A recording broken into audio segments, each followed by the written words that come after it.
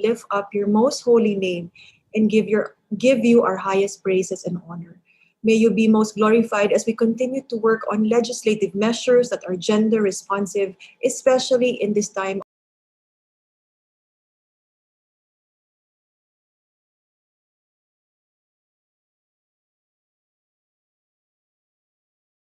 We can continue to discern what is good and pleasing to you. Once again, Father God, we dedicate this meeting to you and we thank you for everything. This we ask in Jesus' name, amen. Amen. Salamat, Vice Chair, Representative Yeda. We now move on to the calling of the roll. Do we have a motion? Madam Chair. Yes, Representative Malu Arroyo. Good morning, ma'am. Good morning, Madam Chair. Madam Chair, I move to dispense with the calling of the roll. Okay. I second the motion. Okay, thank you. It has been moved and seconded that the calling of the roll be waived. And there being no objection, the motion is now approved. And we now proceed to the approval of the minutes of our 11th regular meeting, which was held last June 2, 2021. Of the meeting on June 2 and to consider them approved.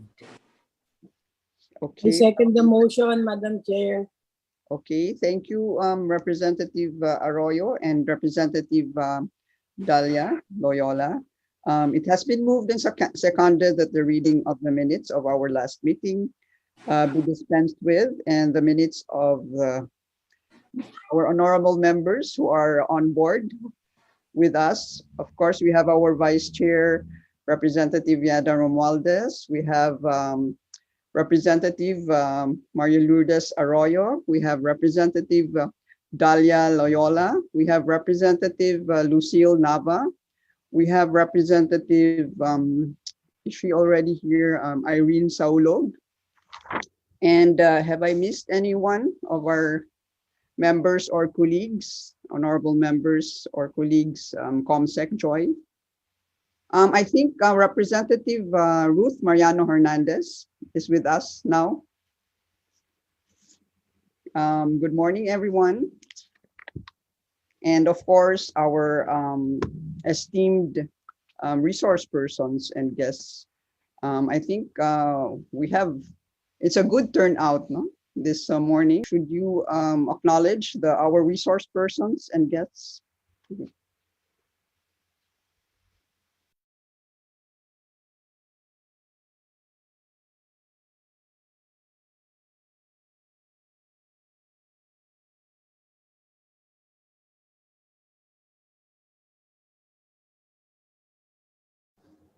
ComSec. Sorry po, nakamute pala. Good morning, everyone. Morning. We have lots of guests this morning. We have the following resource speakers present, Madam Chair. Miss Ruth P. Elikin from the Department of Tourism, together with Miss Glyza Sarmiento. From the DOLE, Director Maria Karina Trivilla. From the DOH DPCB, Benay. From the National Council on Disability Affairs, Executive Director Emer Rojas. From the Department of Social Welfare and Development, USEC Luz Beminda Ilagan, together with Miss Cheryl Rose Munoz.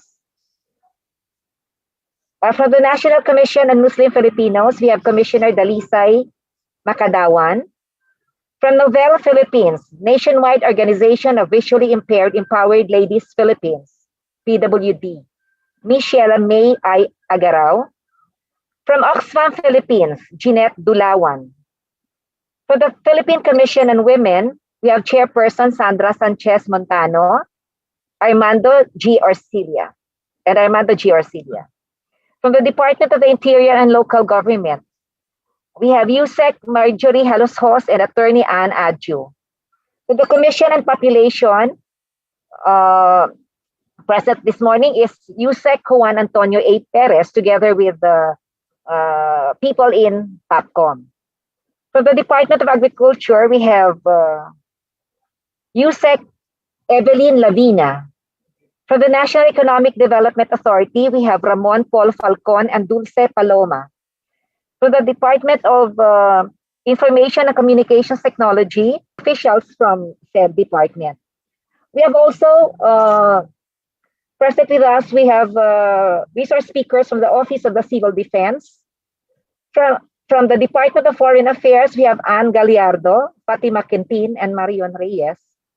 From the PNP, we have Police Brigadier General Alessandro Abelia.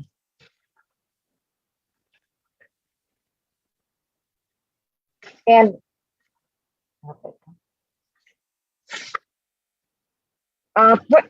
for those resource speakers who were not mentioned, can you raise your hand and introduce yourself in order to be acknowledged?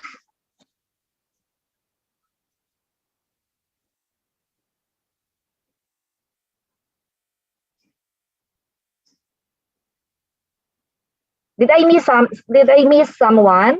Yes, I'm Irene Abanyo from Center for Migrant Advocacy. Okay. Sino pa po? Kasi hindi ko mahabol sa sa list eh. Good morning, everyone. I'm Director Anne Ray Rivera, the Gender Equality and Social Inclusion Program of the Department of Agriculture. Good morning. Good morning, ma'am. I'm Director Jocelyn Hapal from OWA po. Thank you. Thank you. Morning.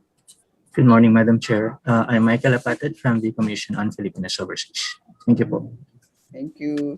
Morning, Pat from CHR. No? Good morning, Madam Chair. This is Attorney Armand Dulay from the DFA Office of Migrant Workers Affairs. Thank you. Good morning. Good morning, Madam Chair. I'm Patricia C. from the Policy Office of the Commission on Human Rights. Morning. Thank you, ma'am. Patricia.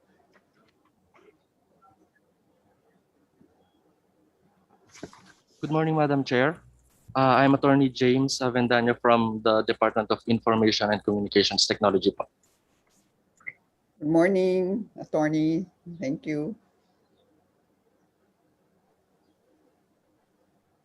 Good morning, Madam Chair. This is Maricel Deloria, Assistant Bureau Director from the DSWD. I'm joining Undersecretary Luz Ilagan po, Madam. Thank you po. Thank you. Thank you, ma'am. Also from TESDA. And good morning, Madam Chair. Morning. I am Maria Linda Andrades, ma'am, representing TESDA from the Planning Office po. I am joined by Attorney Kay and also my colleague, Ms. Sherilyn Erigir. Thank you, Madam Chair. Thank you, ma'am. Thank you from TESDA. Thank you, our TESDA guests. Thank you. Ma'am. Okay, PCW Executive Director Christine Chavez, Yuson Chavez is also on board na po. Good morning, Madam Chair. This is Christine Chavez of PCW. Nice to see you, Attorney. Maayong buntag. Maayong buntag ko. Maayong buntag. Any other resource speakers, ComSec, who are making habol? So far, wala na po, ma'am. Pero you can acknowledge them as soon as they come in. Okay. So let us now proceed. Before I deliver my short welcome remarks, I would like to acknowledge our other colleagues who have just come on board as well. Representative Rida Robes is here. Morning, Kong, Rida. Representative Sara Elago. Representative Ria Vergara. And I think for now, no, we have three other members who have just come on board. Welcome, our dear colleagues. And again, maayong buntag, all the way from Bukidnon. Warmest greetings to all. Magandang umaga sa ating lahat at maraming salamat, my esteemed colleagues and resource persons, sa inyong pagdalo at pakikibahagi sa ating ika-12th regular meeting ng Committee on Women and Gender Equality. Today, we will be deliberating on two proposed legislations, House Bill 9059 and House Bill 9465 on gender-responsive protocols, responses, and approaches during pandemic, public emergencies, and other disasters. We all know that the impacts of pandemic and other disasters are not gender neutral.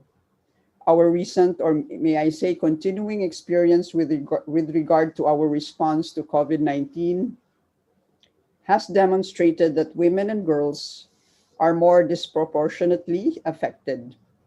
Studies have shown, the latest one is from JICA last July 2020, states that, and I quote, in societies that have persisting gender roles and stereotypes, gender-based discrimination, and traditional social norms, women and girls disproportionately face serious social and economic consequences, and I unquote.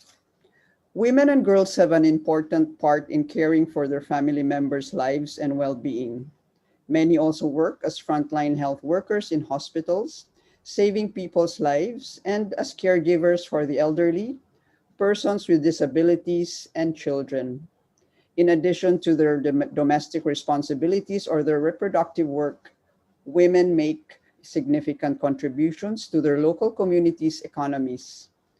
The COVID-19 epidemic highlights society's reliance on women on the front lines and at home, while also exposing structural disparities in all other areas. Yet, our responses are deficient in examining and addressing the needs of women and girls, as well as considering existing gender gaps and understanding the risks they face. Responding to the pandemic and other public emergencies is about more than just addressing long-standing disparities. It's also about creating a resilient environment that benefits everyone, with women at the forefront of response and recovery. As policymakers, we have to ensure that gender-responsive approaches, as strongly recommended by both bills, are necessary to accomplish our commitment to leave no one behind, to build back better, towards a better normal, and heal as one. Maraming salamat, and I am looking forward to an engaging discussion this morning. And before we proceed to the initial consideration of the two bills on gender-responsive and inclusive pandemic management, just some reminders. Before we proceed for a smooth flow of this virtual meeting, please be reminded of the simple online meeting guidelines, which I believe was flashed before the start of the meeting. Just in case, I will go offline due to poor internet connectivity here in Bukidnon. I will be requesting our Vice Chair, Representative Yeda Romualdez, okay lang ba, ma'am, to take over to preside over the meeting until such time that I can register again or reacquire good internet connectivity. You may use the raise hand function or send a message through our chat function if you want to be recognized for your questions or reactions. May I request our resource persons to please introduce yourselves and the agency or organization you are representing before giving your brief and concise inputs and comments to the bills. You will be given a 4-minute time allotment, 3 to 4 minutes to speak so that everyone will be given the chance to air their views, comments, and recommendations. Likewise, you will be reminded that your speaking time has ended via the chat function. We are now opening the initial consideration of House Bills 9059 and 9465. And since I am an author of House Bill 9059, I will now deliver my sponsorship remarks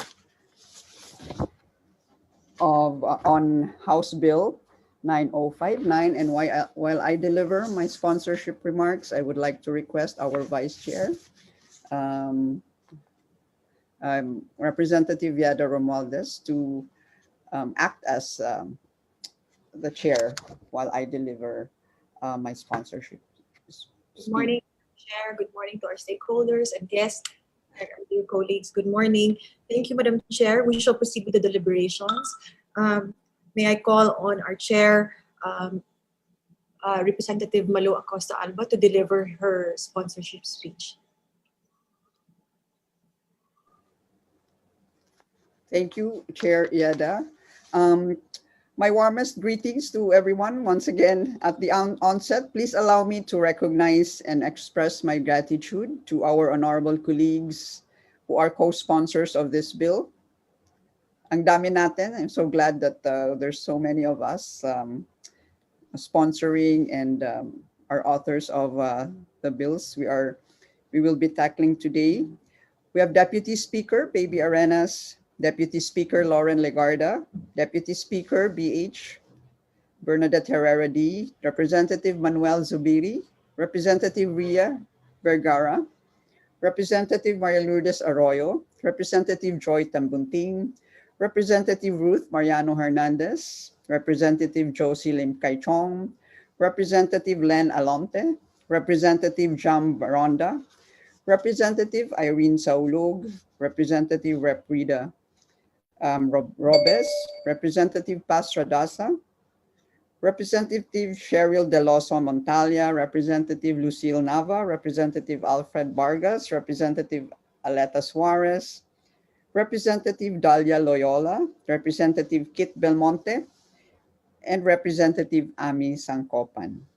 The 26 of us filed this bill last March, HB 9059, as we celebrated Women's Month.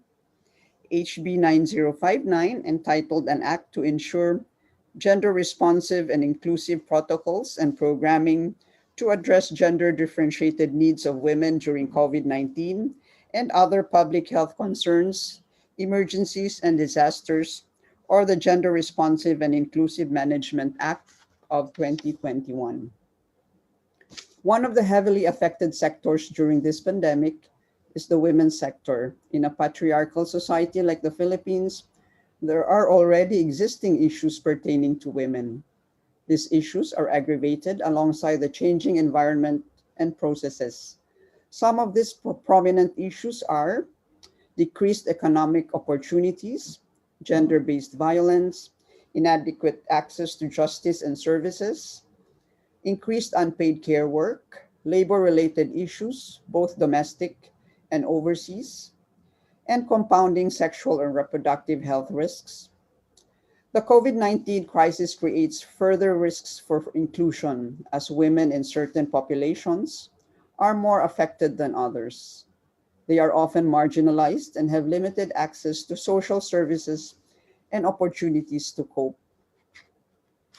After more than a year under this pandemic, we can all agree that COVID-19 is not just a health issue. It is a complete blow to our economies, the way we live, and to our societies. Simply put, women who are already in disadvantaged situation are more vulnerable to the effects of this pandemic than other members of the society. We have to take into account, using a gender lens, other factors like socioeconomic status, age, ableness, migrant status, access to resources, membership in indigenous populations, to see women's disadvantaged situations in different areas of life. House Bill 9059 emphasizes the following points. The impacts of COVID-19 are not gender neutral. Existing gender roles put additional burden on women during pandemic or in any other disaster settings. Gendered response and protocols can reduce long-term social consequences and women are agents of change for pandemic response and in strengthening our resilience and recovery measures. We must use an intersectional lens, an intersectional gender analysis to provide a gender-informed and comprehensive approach to the COVID-19 crisis.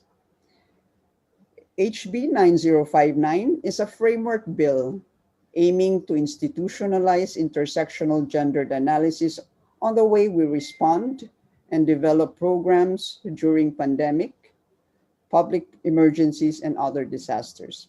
We do not create new laws, but we seek to harmonize and strengthen existing ones on women and girls and incorporate it in our protocols and responses.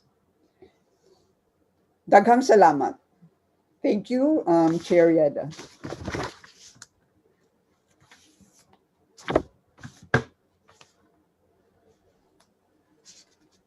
Chair, may I relinquish the chairmanship back to you? Thank you, Vice Chair Yeda.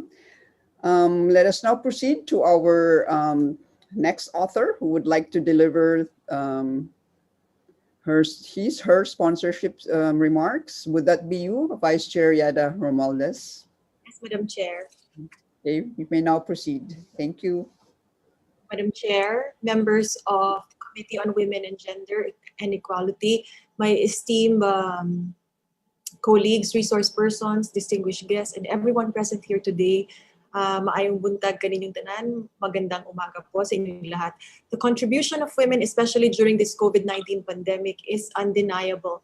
However, all over the world, women and girls are disproportionately affected by the pandemic solely on the account of their sex. There is gender-based violence, decreased economic opportunities, sexual and reproductive health risk, unexpected pregnancies, inadequate access to healthcare services, and increased unpaid care work. The disproportionate impact can further exacerbate the already existing gender inequalities. Therefore, the proposed measure is one important piece of legislation as it aims towards the advancement and inclusion of Filipino women and also the protection of their rights during public health emergencies. The pandemic or other public health concerns and disasters in the future should not hinder gender equality and participation of women in leadership, decision-making, and policy-making. Thank you, Madam Chair. Thank you, Vice Chair Yeda, for your sponsorship remarks. Let us now hear from another author. Is Representative Irene Saulug already on board COMSEC, Joy? Parang wala pa po. Si Kong Robes, ma'am, andyan na pa kaya? I think Representative, yes, Rita Robes is here. Would she also like to deliver her sponsorship remarks? Kong Rita? Otherwise, any other authors? COMSEC Joy? Kung wala pa si Kong Irene, and I think nag-step out din si Kong Rita.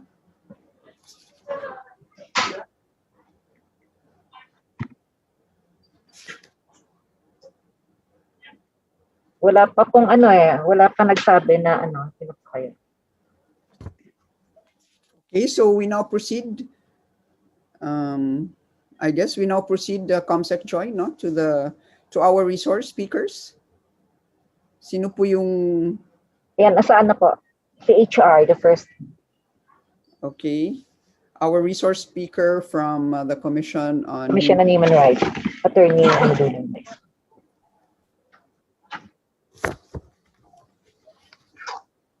Good morning, Madam Chair. Good morning. Patricia C. po. Good morning, ma'am. Good morning po. The Commission on Human Rights supports the Gender Responsive and Inclusive Pandemic Programming Bill, This bill is in line with the International Covenant on Civil and Political Rights in protecting the life of all human beings, the ICESCR on achieving the highest attainable standard of health, and FEDO, which condemns gender-based distinctions which prevent women from fully enjoying the rights guaranteed by ICCPR and ICESCR. In addition, we recommend the strengthening of the bill by ensuring in Section 3D that in addition to accessible communication system, there is also access to sign language interpreters for the deaf and accessible large format print for those with low vision and have been previously raised and this issue has already been raised pre-pandemic. On Section 9, which is strengthening GBV preparedness and response system, we recommend and Section 10 also to make it clear in the legislation that prompt, effective, and survivor-centered approach to GBV is a crucial and indispensable part of COVID-19 or any pandemic or crisis response, and that sexual and reproductive health information and services are considered essential services. Also in Section 9, we recommend to ensure shelters for victims of domestic abuse are compliant to COVID-19 safety protocols, and ensuring the establishment and or strengthening accountability mechanisms in cases of violations of the law or different forms of prejudiced assumptions, discriminations, or gender-based violence. Also in Section 10, we recommend including a provision which ensures discreet home delivery or other means of access to hormones for those undergoing hormone therapy. In addition to the support services provided in the bill, we have also included in our position paper additional recommended services for women deprived of liberty and CICLs, Moro and Muslim women, migrant women, human rights defenders, and women victims of enforced disappearances, Madam Chair. Thank you, Attorney Patricia C. of the Commission on Human Rights. Very well noted on your comments and recommendations. And we proceed now to our representative from the Department of Tourism, Ms. Ruth Eliquim. You may now proceed with your comments. Ms. Ruth? Yeah, good morning. Good morning, ma'am. Morning. Okay. The position paper on House Bill 9059. We only have this letter E.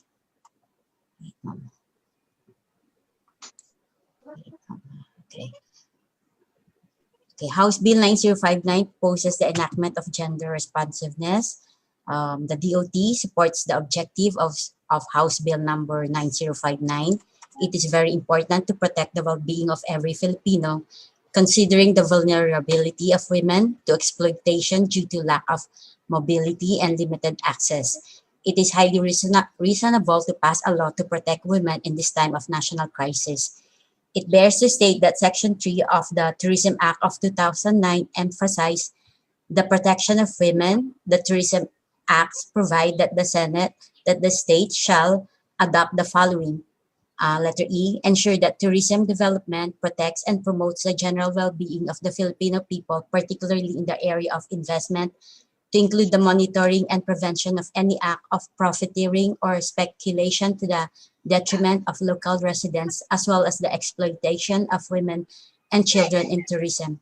Thus, the DOT fully supports the initiatives of the Honorable Committee in the protection of women's rights. The DOT does not interpose any objection to the passage of House Bill 9059.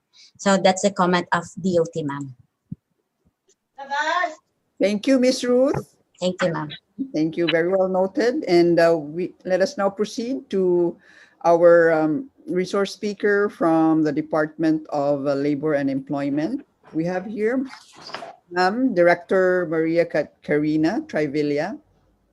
Thank Hello, you, Madam Chair. Hello po. Thank you.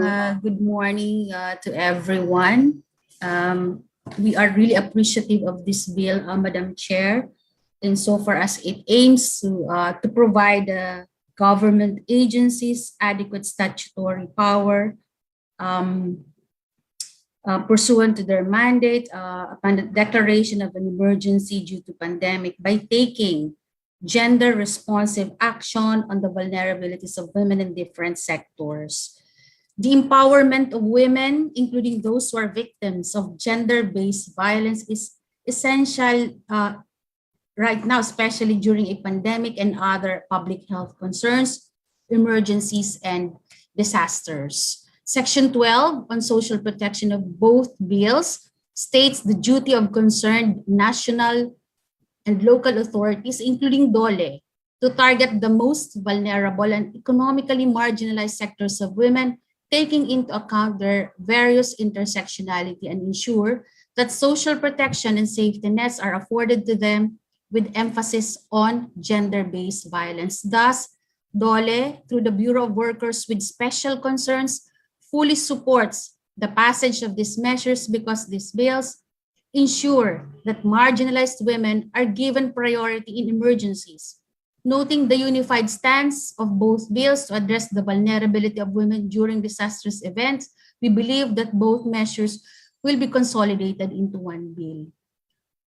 On social protection, the department has long been empowering women workers, including those who are victims of gender-based violence, through the provision of sustainable livelihood and or emergency employment under its DOLE Integrated Livelihood and Emergency Employment Program, or DLEAP, in close coordination with accredited co-partners.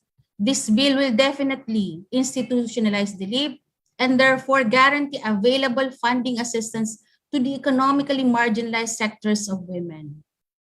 On ensuring that work environments, including work from home arrangements, are vow-free, the DOLE has been continuously monitoring the compliance of establishments on laws relating to gender-based violence through its labor inspection program. To strengthen the measures to ensure that workplaces are free from violence and harassment, DOLE po is currently working towards the ratification of ILO Convention number 190, the blueprint for violence and harassment in the world of work. We believe that this ratification would build up the violence against women-related provisions of this bill. On providing work from home setup for women subjected to violence in their workplaces until the perpetrator has been held accountable, this would need further discussions with workers and employers groups with regard to its implementation in all its workplaces. On economic empowerment on Section 14, which provides that DOLE, together with LGUs, including the Public Employment Systems Office, shall enact mechanisms and procedures to address the difficulties faced by women in the employment sector during the pandemic, such as job loss and business closure. The term Public Employment Systems Office should be replaced by Public Employment Service Offices, which is the current name of the institution under RA 8759 as amended by RA 10691. The PESOs serve as referral and information center for the various employment services and programs of DOLE and other government agencies present in the local area. This provision will further bolster existing employment programs, especially for women, considering also that the bill mentions that units and offices tasked to adopt community-level livelihood facilitators, those personnel on the ground, will be made available, and that the Public Employment Service Office's plantilla positions will be fully institutionalized. On ensuring that women are afforded flexible work arrangements during the public health emergency, this would need further assessment and discussion to get the views of both workers and employers group. The current labor advisories, particular labor advisories 9 and 11, issued by Bureau of Working Conditions during the pandemic are so far only persuasive in nature and not mandatory. On specific protective measures to migrant women and their children, we recognize the good intention of this provision.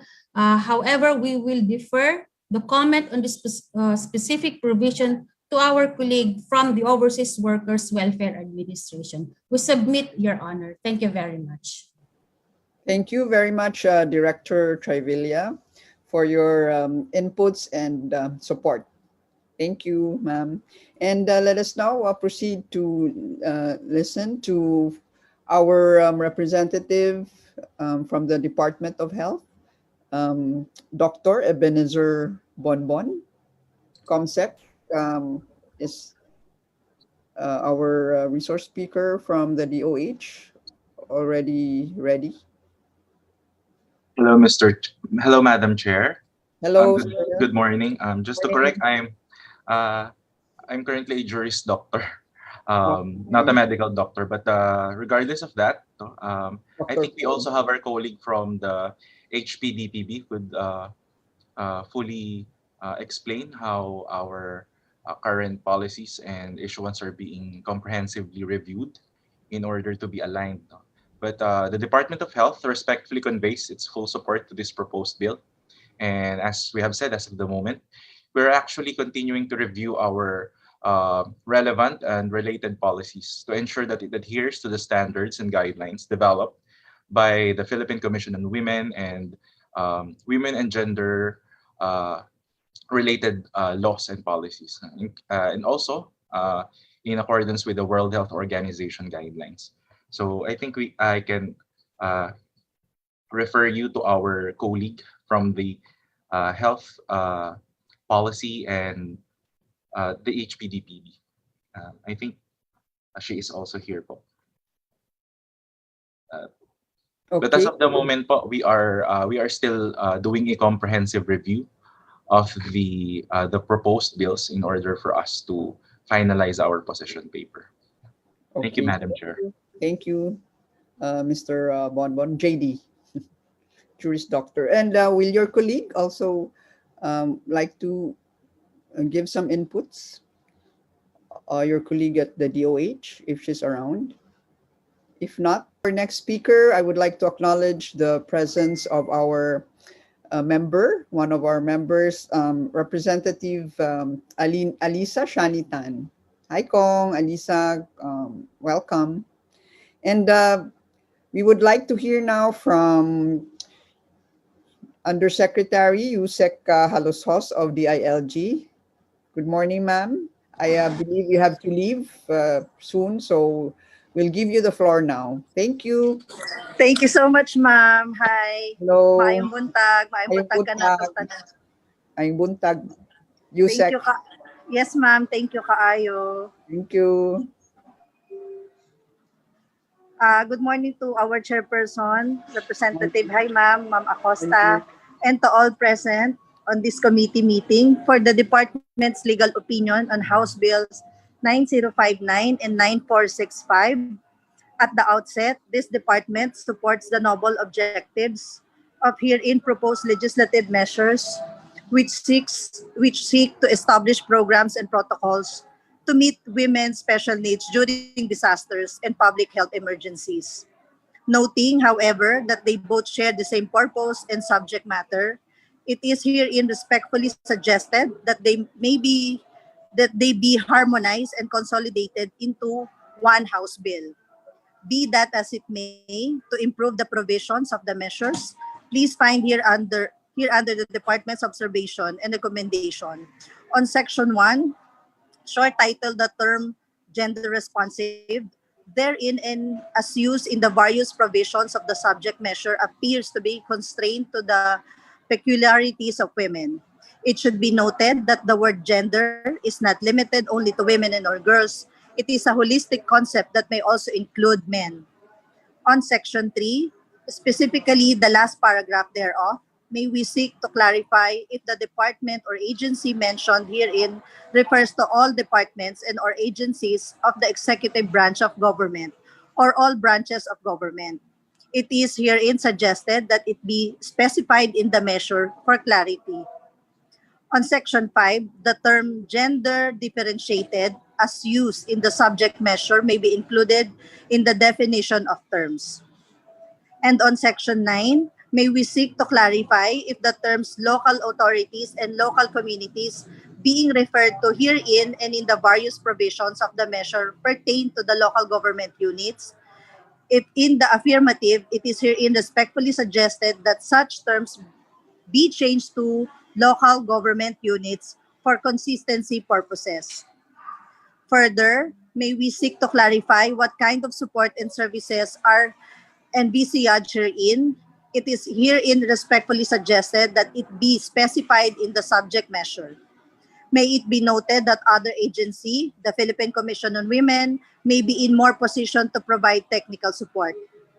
As regards the provision of resources mandated to this department under Section 9, it is respectfully suggested to specify herein where shall the funds be obtained.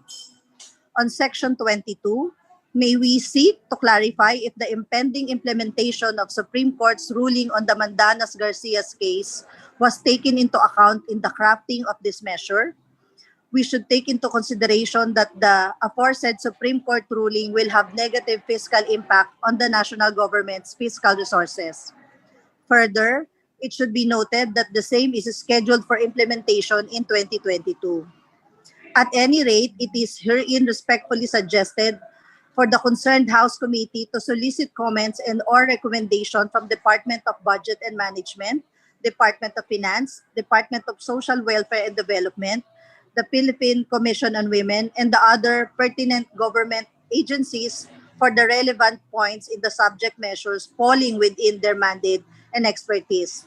And lastly po, the department's nomenclature should be corrected to Department of the Interior and Local Government. Kasi ma'am, usually sinasabi na Department of Interior lang. It should be Department of the Interior and Local Government. That's all, Madam Chair. The department will submit its written position po awaiting for the signature of our secretary. Daghang salamat, Yusek.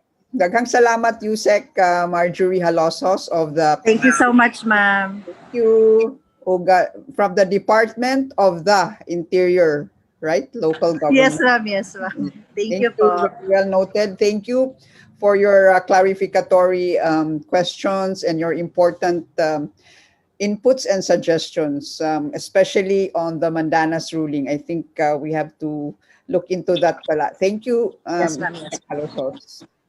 All the best. I understand you have to leave shortly. Daghang salamat, ma'am. Yes, ma'am. Yes, ma'am. May field work lang po. Thank you so much for giving me time. Thank you. We look forward to your official position paper.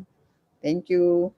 And let us now proceed to our next resource speaker from the League of Cities, Comsec Joy, Ms. Janelle Rabe. Ms. Janelle. Good morning, Madam Chair. I'm Janelle Rabe, the Senior Policy Officer of the League of Cities of the Philippines. Nice to see you again, Janelle. Nice to see you po, ma'am, again. In our official position paper is still pending approval by our National Executive Board, but I hope you will allow me to manifest our preliminary inputs. The League expresses our support for the laudable goals of House Bill 9465 and 9059. Women indeed have vital roles in nation building, and cities have significant responsibilities in ensuring that there will be no disruption of essential services to women and that their vulnerabilities will be reduced.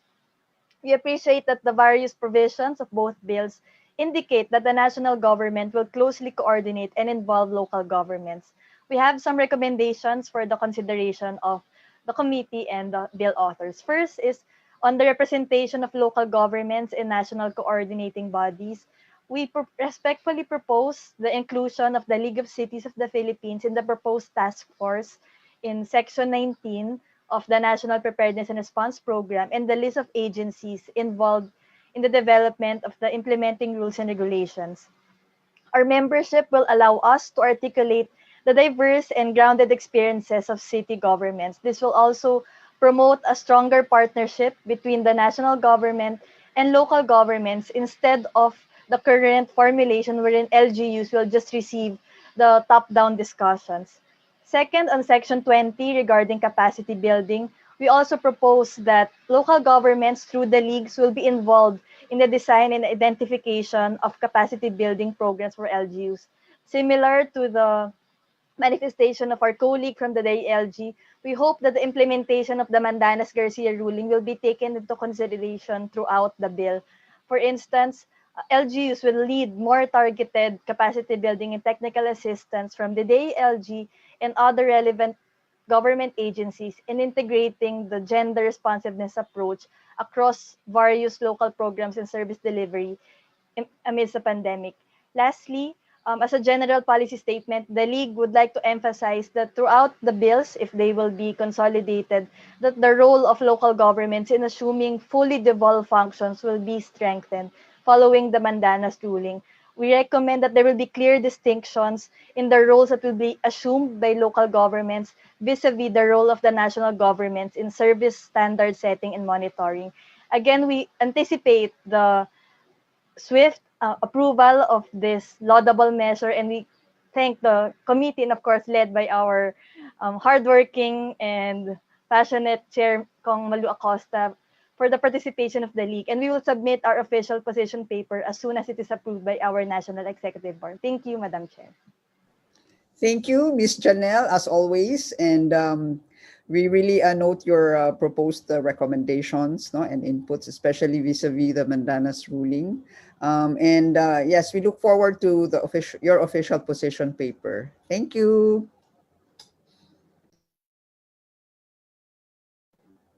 Let us now proceed to our next resource person from Luna's collective, no? Si Miss Sofia Kaagbay. Good morning po. Morning. Hello po. Okay po. So, thank you, Madam Chair, and to the honorable members of this committee for the opportunity to speak before you today. Thank you so much. I am again Sofia Kaagbay from Luna's Collective. I'm going to speak on behalf of our members, Luna's Collective and the Young Feminist Collective. So we welcome the move of the House of Representatives Committee on Women and Gender Equality to tackle two measures on ensuring gender-responsive pandemic management. The linchpin of any gender-responsive approach to a crisis is the recognition that the women and people of diverse sexuality face extreme vulnerability to violence during crisis, and their needs are often mistaken as secondary to survival.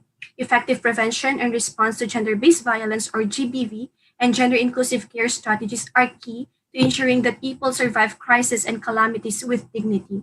Since the pandemic started, Luna's Collective has consistently provided feminist and survivor-centered care to people seeking help for GBV experiences and people needing reproductive health information. We observe that experiences of exclusion, discrimination, and by socioeconomic factors like one's age, physical and mental or emotional ability and well-being, and even political and spiritual concerns, we affirm that sexuality and safety go together in times of crisis. As House Bill 9059 notes, reports show a marked increase in GBV as countries went into lockdown, so much so that it has become what the United Nations call shadow pandemic. With mobility restriction in place and with the healthcare system under immense strain, essential services like shelters and helplines have reached capacity, while sexual and reproductive health services were hampered. We would like to emphasize, however, that even prior to the pandemic, resources to address women's issues, especially and specifically in terms of GBV response, were already insufficient. Lunas cautions the committee against relying wholly on the existing system of GBV response, services, and resources and assuming that they can easily be adapted or adjusted for times of emergencies. As shown by the lived realities of women all over the country, the current system is not enough. Often it is as if we do not have one. Even so, both bills introduced a laudable inputs and services in addressing to these problems, and we support in particular House Bill 9059, especially as it recognizes the need to prioritize and include gender issues in all crises and not just the COVID-19 pandemic, and because it likewise seeks to institutionalize the full and inclusive participation in decision-making processes during crisis.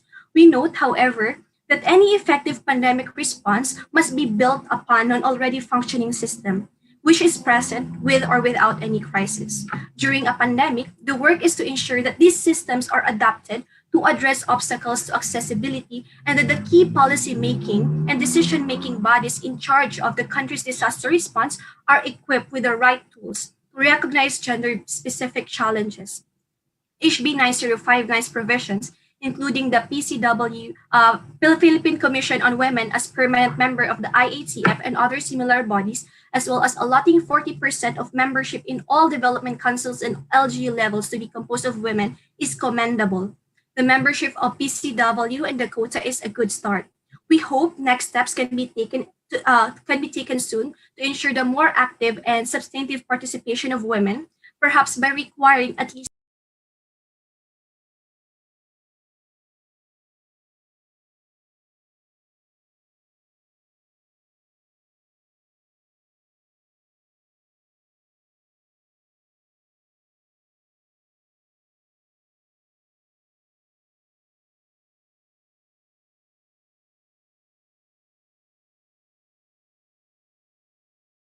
sections and that those at the margins are not neglected.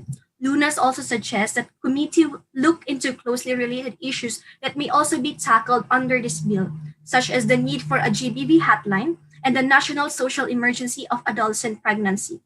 A hotline for the pandemic, especially if pandemic management is to be truly gendered responsive, it must be included a GBV hotline. The committee might be interested also to take a look at the work already underway in this regard, especially with the joint memorandum circular of the Department of the Interior and Local Government, the DOJ, the DSWD, to include GBV and violence against women and children as emergencies within the purview of the existing 911 hotline. Addressing the root causes of the rising number of teenage pregnancy is also a national priority of the Duterte administration. As evidence of this, the Executive Order 141 was signed by the President Rodrigo Duterte that pushes for the adoption of measures to address the root causes of adolescent pregnancy. With this, the committee must also include the delivery of sexual and reproductive health and rights services and commodities as part of early crisis response. The committee must also highlight the importance of adolescents' unhampered access to these commodities and services given the scale of the emergency and the effects brought by the pandemic. Doing so supports adolescents in their exercise of their autonomy and rights and affirms their power to make decisions over their bodies, health and well-being. Indeed, many will consider allowing adolescents full access to SRHR services on their own with proper medical guidance. It may sound extraordinary, but the pandemic demands of us to respond to extraordinary times. Beyond this, we must work towards ensuring that SRHR services and programs are rights-based and available to all, and we must normalize adolescents' voluntary and independent access to this. Finally, while the proposed bills are much needed and will be very beneficial, it is important to ensure, even as early as now, that it will be fully implemented. To this end, we ask the committee to establish a defined chain of command, possibly designating a main agency or agencies to handle implementation, compliance, and monitoring from the national to the local level. All agencies, offices, and personnel must also endeavor to practice care that honors a person's full and felt sense of their gender and sexuality. And this means recognizing the vulnerabilities of women and people of diverse sexuality and providing support services that will empower vulnerable people to take charge of their safety and well-being. Furthermore, we urge the inclusion of a robust monitoring process and a regular review to ensure that the noble aims of these bills may find full and useful lives. Care must be the government's main responsibility during crisis, as we have seen in this pandemic and in previous crises. Filipinos across the nation and beyond readily provide material, financial, and even emotional support to everyone in their communities who might need it, because care is central to the Filipino as bayanihan spirit. The government's role must be to provide baseline level of quality care for absolutely everybody, and this must include GBV and SRH support services that are gender inclusive. trauma-informed, and widely available. In this way, the government's crisis response system empower each and every person not only to survive, but to define their paths towards safety and ensure even the well-being of their loved ones. To end, we are grateful to we are grateful to the committee for their time and patience for giving us the platform, the voice to be heard. Maraming salamat po, and we hope for a good day. Thank you so much. Thank you, Ms. Sofia Kaagbay of Lunas Collective. Thank you for your very comprehensive inputs, and we shall also look forward to your position paper, right? Yeah, if you have not submitted it yet to our committee. Thank you for your inputs and comments. And let us now, before we call on our next resource speaker, I would like to acknowledge our honorable, one of our honorable members of the committee, Representative Joy Tambunting. Hello, Kong Joy. Welcome and good morning. And let us now hear from our suke from the Philippine National Police, our fellow women's rights advocate. We have here with us Police Brigadier General Alessandro Abella. Hello, good morning, sir. Good morning, ma'am. To our chairperson, ma'am. Good morning po. Representative Maria Lourdes Acosta Alba, ma'am.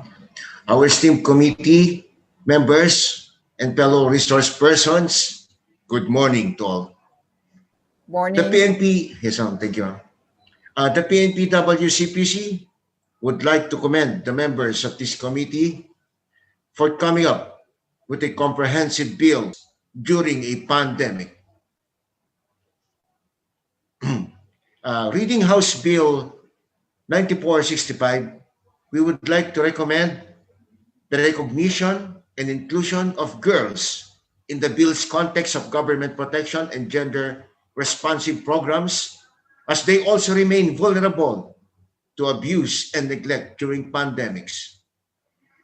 The inclusion of girls may be made in Section 9 on strengthening gender-based violence preparedness and response system, in Section 12 on social protection, and Section 15 on protection of rural women and indigenous women, Section 16 on utilization of information and communications technology, and elsewhere in the draft bill. This aside, we fully support the immediate passage of the bills, and thank you so much for making our position known, ma'am, on this matter. Good morning. Maraming salamat, Police Brigadier General Abella. Thank you for your full support as always. Yes, and we shall also wait for your official position paper. Thank you. Yes, ma'am, I will. And let us now proceed to our next resource speaker. We have with us here from the National Council of Disability Affairs, Executive Director, Sir, Mr. Emer Rojas. Go ahead. Thank you. Good morning, Madam Chair. Thank you very much for inviting NCDA in this committee meeting. And also good morning to all representatives and guests. The National Council on Disability Affairs commends the authors and sponsors of the subject House Bills 9059 and 9465 for promoting the empowerment of women in times of disasters and emergencies, most especially in this time of COVID pandemic. We fully support these bills and its possible or eventual consolidated bill because it contains the same spirit of having a gender inclusive comprehensive approach to COVID-19, including emergencies and disasters. However, we suggest that it clearly expounds the terms such as gender issues, gender-based violence, and gender-differentiated needs. We also who made a comment on the inclusion of women and girls with disabilities. They must be emphasized since they are among the most vulnerable and marginalized. Madam Chair, we have already submitted our position paper with the same minor comments and suggestions. We hope that NCTA will also be included in the formulation of the implementing rules and regulations once these bills are passed. Again, NCTA expresses our full support to these bills with high hopes that it will be passed soon. Thank you again, Madam Chair, and good morning to all. Thank you, sir. Emer Rojas of NCDA. Very well noted. Thank you for your inputs and also for submitting already your position paper to our committee. Yes, we will hope to see you soon in the drafting of the IRR. Thank you, sir. And let us now to proceed to our Undersecretary for Legislative Liaison Affairs of the Department of Social Welfare and Development, our former longtime colleague here in the House of Representatives and our mentor, no? Foremost women's health and rights advocate. Maayong buntag, Yusek Luz Ilagan, Tita Luz. Maayong buntag, Madam Chair. Maayong buntag to the members of the committee and the other resource persons. I'm really happy to be here because the DSWD fully supports the bills that are being introduced by our chair and by Representative Villafuerte and 26 other co-sponsors. So it's a welcome move, Madam Chair. The DSWD has already submitted its position paper. However, for record purposes, allow me to read a few salient points that we have recommended to this committee. And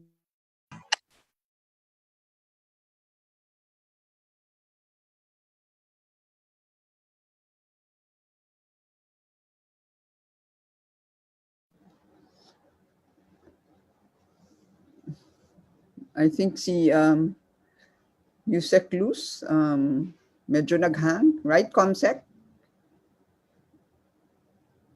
Naghang po siya. So if we can proceed to next muna, ma'am, while ano? Let's just contact her in a while and so she can also resume in a while later. So let us now hear from NCMF, Commissioner Dalisay Makadawan. Yes, ma'am. Hello, ma'am. Dalisay, Commissioner Dalisay. Yes, ma'am. Nice meeting you. NCMF. Good morning. Thank you for being here. Pleasant morning. May buntag sa atong tanan. Ayong buntag. Assalamualaikum warahmatullahi wabarakatuh. The position paper of the National Commission on Muslim Filipinos on the proposed House Bill numbers 9059 and 9465 entitled An Act to Ensure Gender Responsive and Inclusive Protocols and Programming to Address the Gender Differentiated Needs of Women during COVID-19 and other public health concern, emergencies, and disaster. For short, Gender Responsive and Inclusive Pandemic Management Act of 2021. At the outset, let it be known that National Commission on Muslim Filipinos is one with all the distinguished representatives who introduced this bill numbers 9059 and 9465, and it is my privilege to acknowledge people who are behind this noble cause. Among them, the energetic chairperson, Committee on Women, Gender and Equality, who invited our office for these issues and concern. The author, Congressman, other members of the House Representative, as well as our very own Bangsamoro Muslim woman representative, and all my fellow speakers now, they strongly supported its enactment into law for the following reasons to wit. First, the Muslim world acknowledges that the pandemic is a real problem that requires real solution, not only to finding the cure, but also with addressing the ill effects that come with it socially and economically. Secondly, the Muslim Filipinos, for whose welfare and interest the commission was created, sincerely lauds any and all efforts to protect the vulnerable sector of the society, particularly the women, children, and the elderly. Next, the passage of House Bill 9059 into law is the solution to ensure that the continuing fight for gender equality and responsiveness is not pushed to periphery vis-a-vis the pandemic, which is a temporary, albeit critical problem. In our discussion in our office, we come to this statement.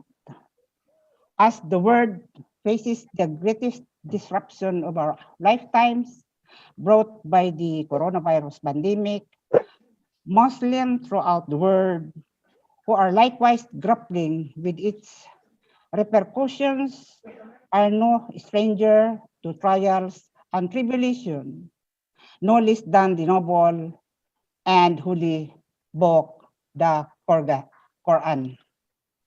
The Quran teaches Muslims to see life's difficult circumstances as trials.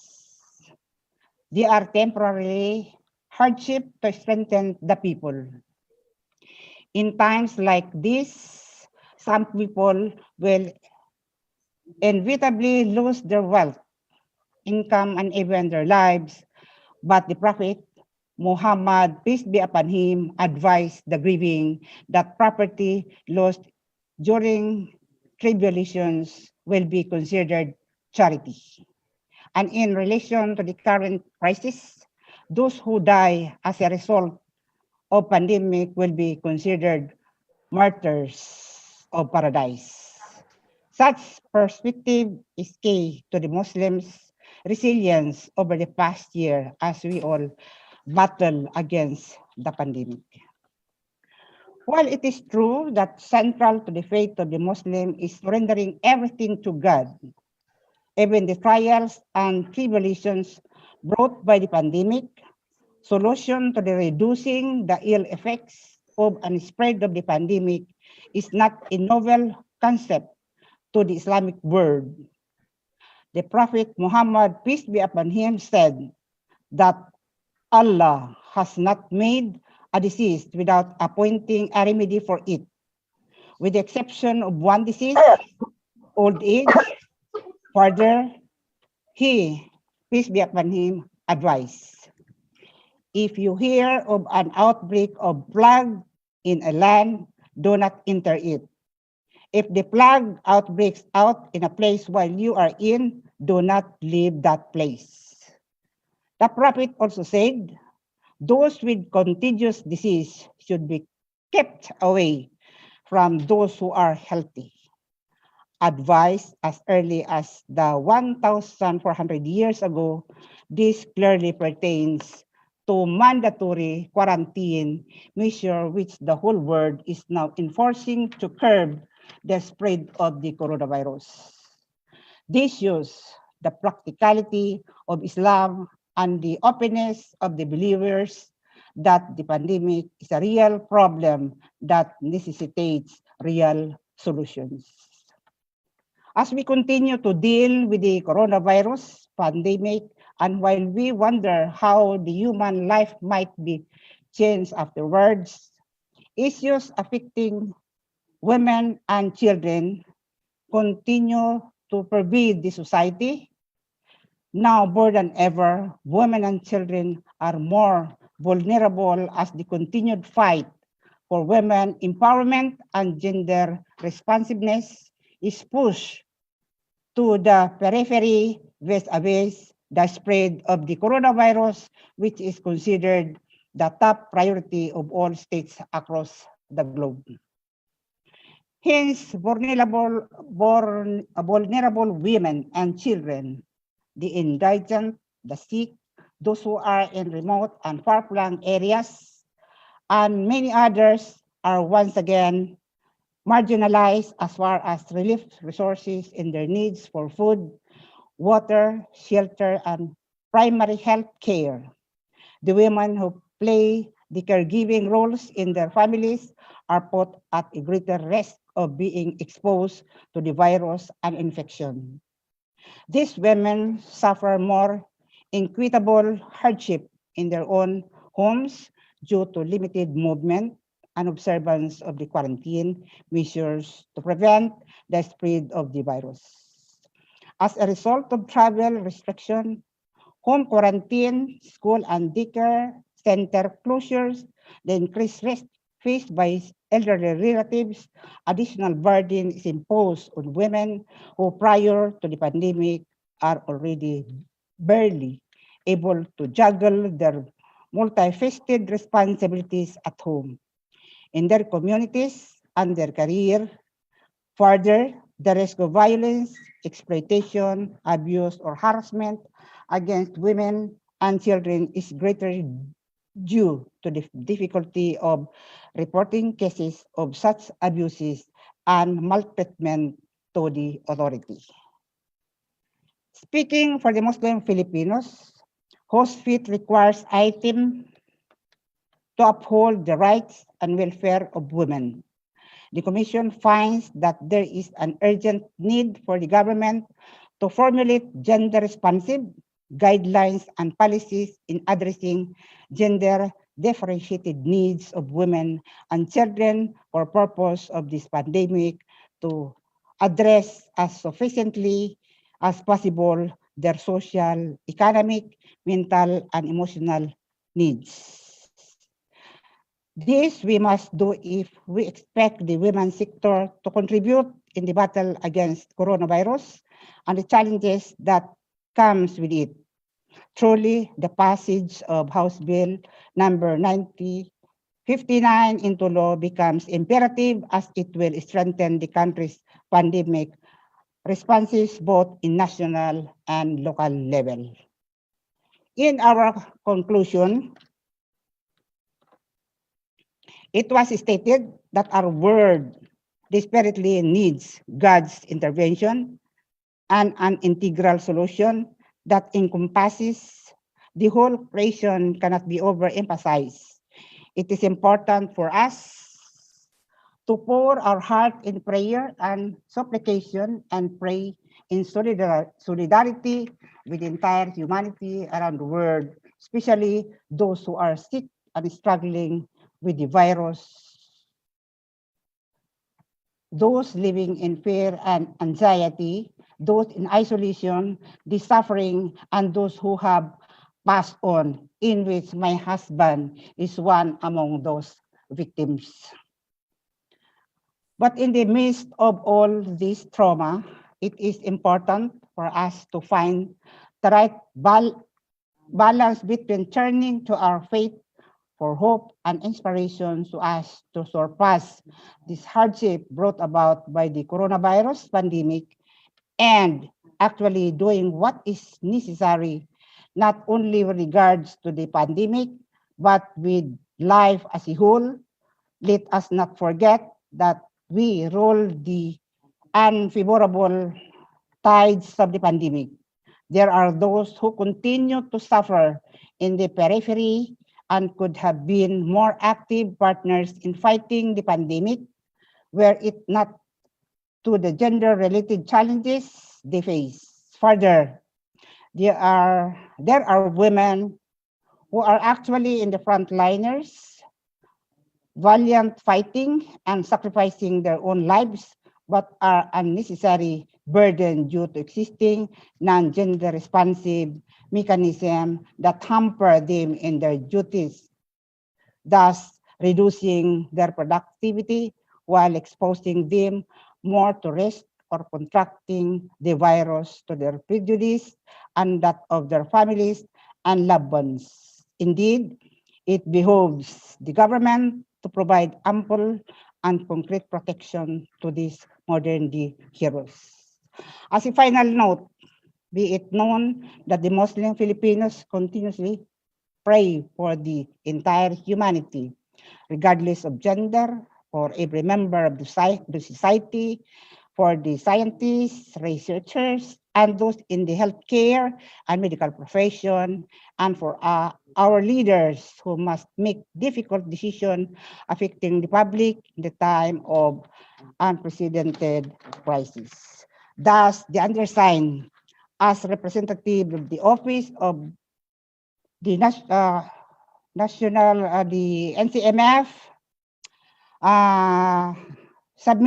we will submit our official position on that matter to be considered in the affirmative side. Thank you very much.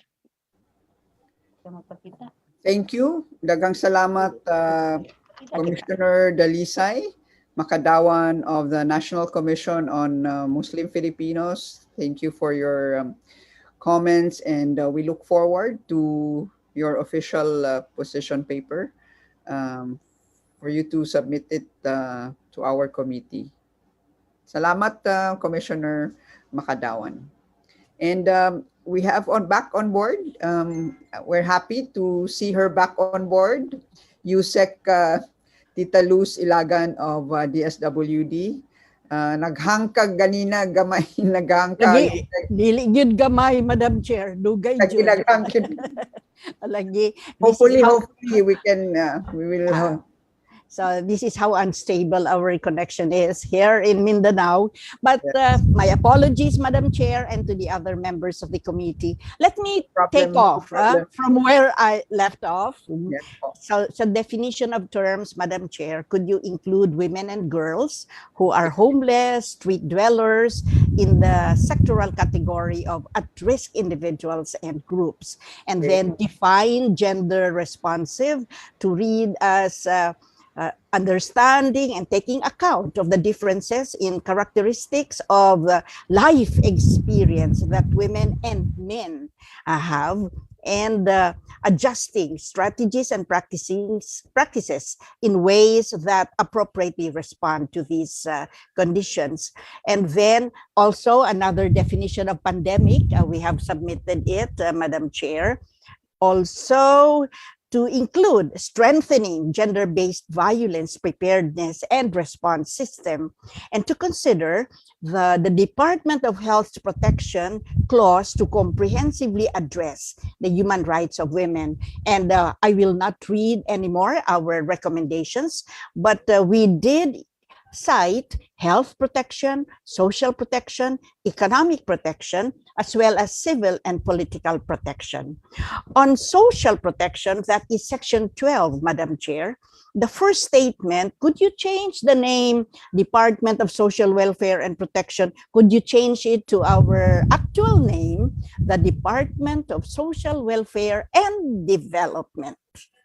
Then for section 19, National Preparedness and Response Program, to address the gender differentiated needs of women during the pandemic, and to assign the appropriate agencies to be the implementing arms to lead in the provision of essential services. And so we have also come up with a list of the agencies that can be our partners in pursuing the provisions of this proposed bill: the Department of Health, Department of Transportation, Department of Labor and Employment, Department of Agriculture, and the Technical Education and Skills Development Authority, the Philippine National Police, and the Department of Justice. And one more item that we are proposing you add: gathering and curating researches and studies conducted on gender-based violence, negative coping strategies, gender norms issues reinforced during the pandemic. And the other comments, Madam Chair, to conclude, could you include a section on institutional arrangements to define the roles of each agency as we work together, and then to include gender-related indicators in the identification, design, and implementation? So we respectfully reiterate this, Madam Chair. We have submitted our official position paper, and we congratulate you for these laudable moves to sponsor these bills. Thank you, Madam Chair, and other sponsors. Daghang salamat, Madam Yusek Luz Ilagan, for your valuable inputs. We will definitely factor in all your important points and recommendations, and thank you for already submitting your official position paper. Daghang salamat, Yusek, and more power. See you again soon. Yes, thank you. To be officiated, Madam Chair. Yes, Comsec Joy.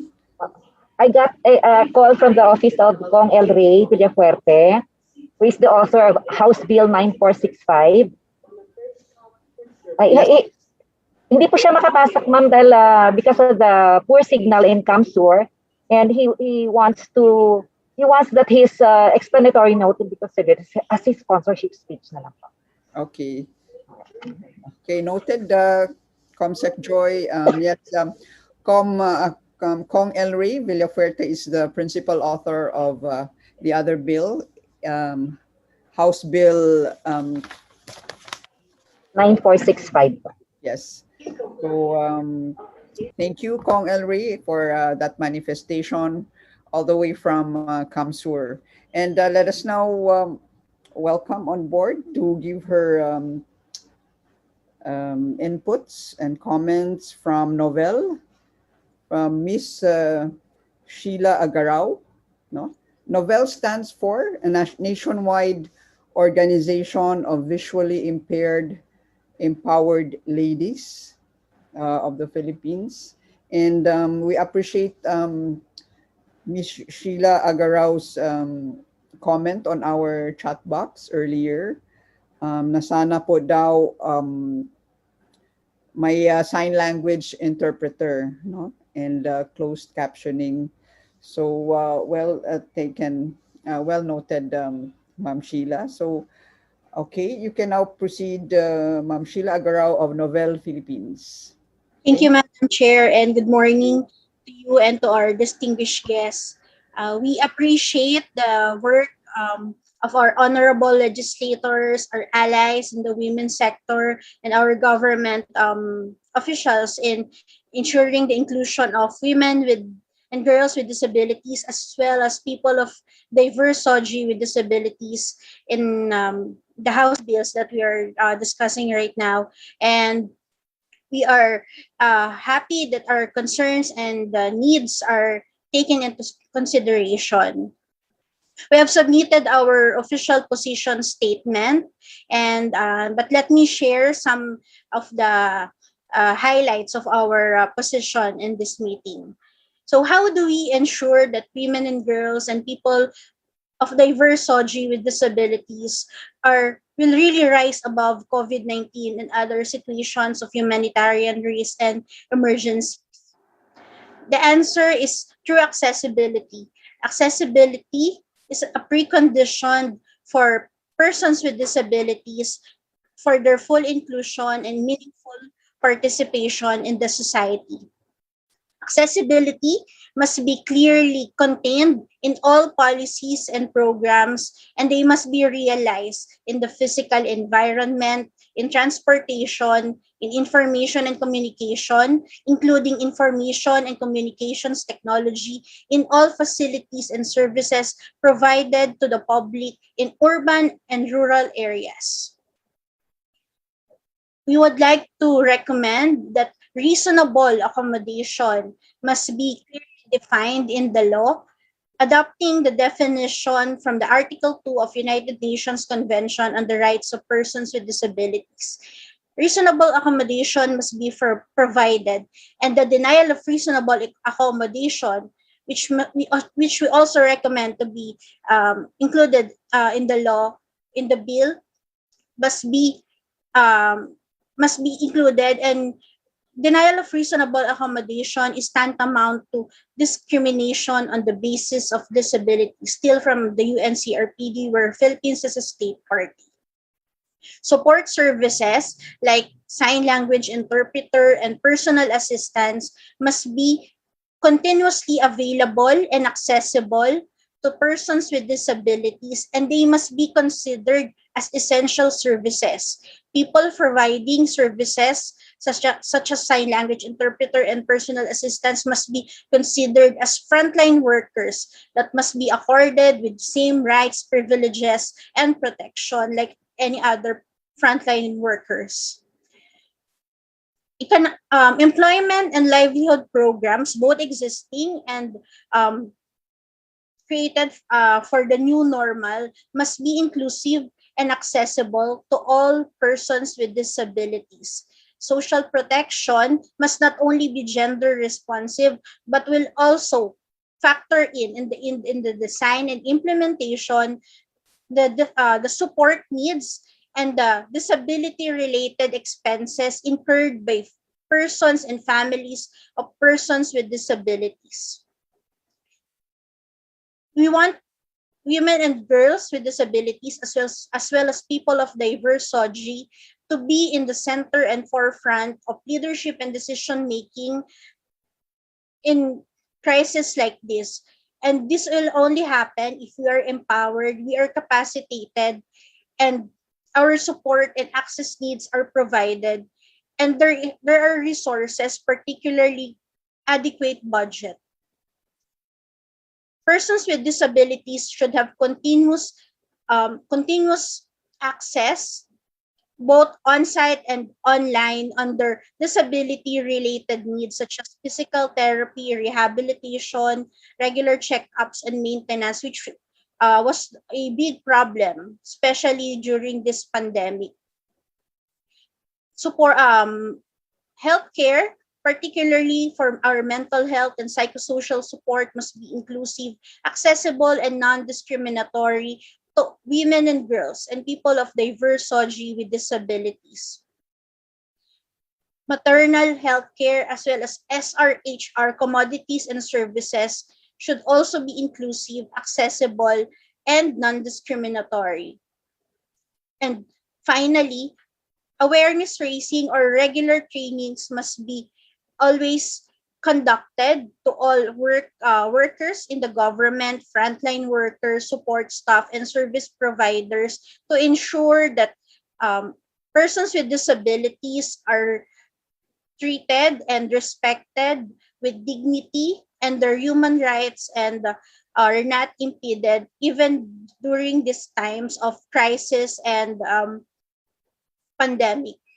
We believe that our Congress, particularly the committee headed by Representative Acosta Alba, has the power to include this provision to ensure that no woman or girl or person with diverse SOGI with disabilities will be left behind. Maraming salamat po and good morning to all. Thank you, Ms. Sheila May Agarao. Thank you for voicing out your concerns and recommendations for the giving voice to the visually impaired sector, especially women who are visually impaired, and for PWDs for that matter. Thank you, and I believe you already have submitted your position paper. Thank you, Ms. Sheila.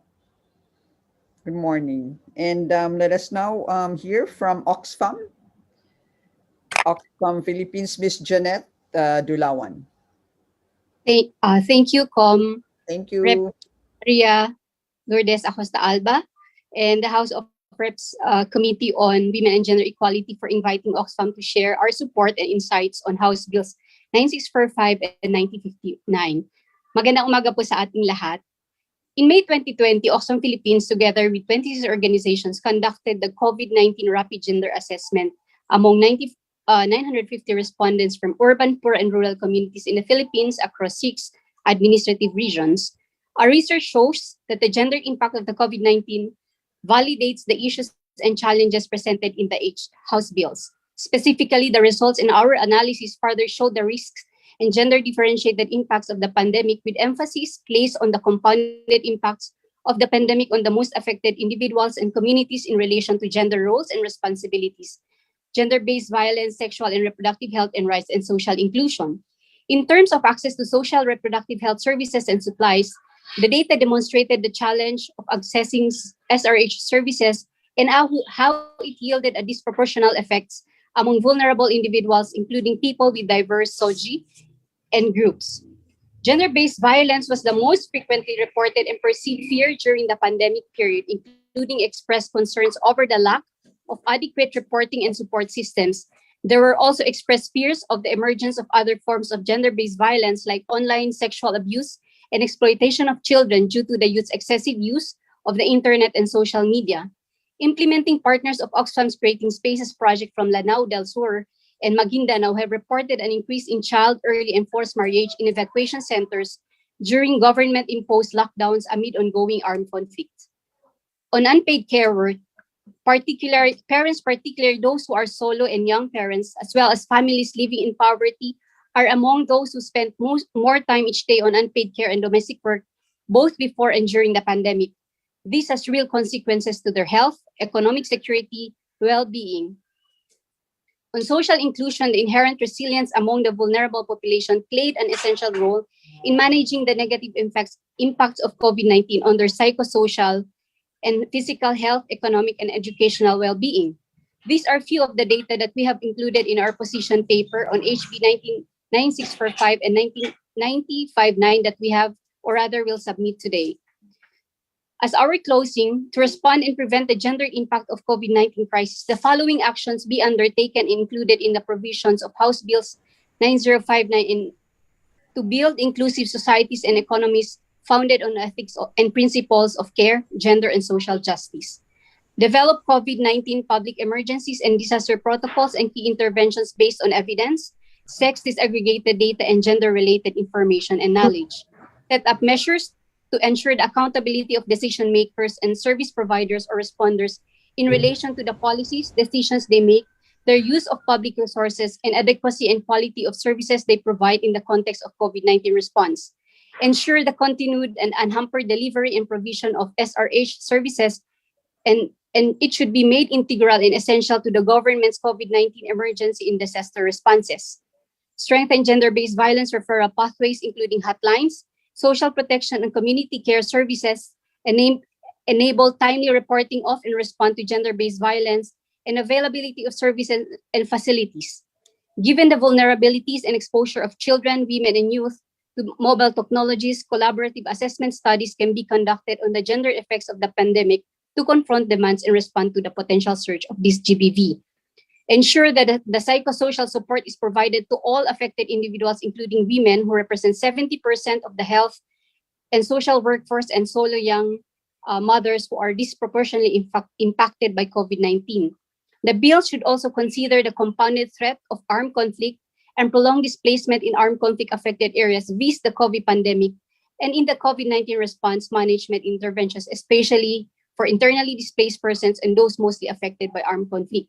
The bills to be truly inclusive and gender responsive should not only focus on women's gender needs, but consider the gender needs of girls, persons with sexual orientation, diverse sexual orientation, gender identity and expression, persons with disabilities, internally displaced persons, and all marginalized and disadvantaged sectors.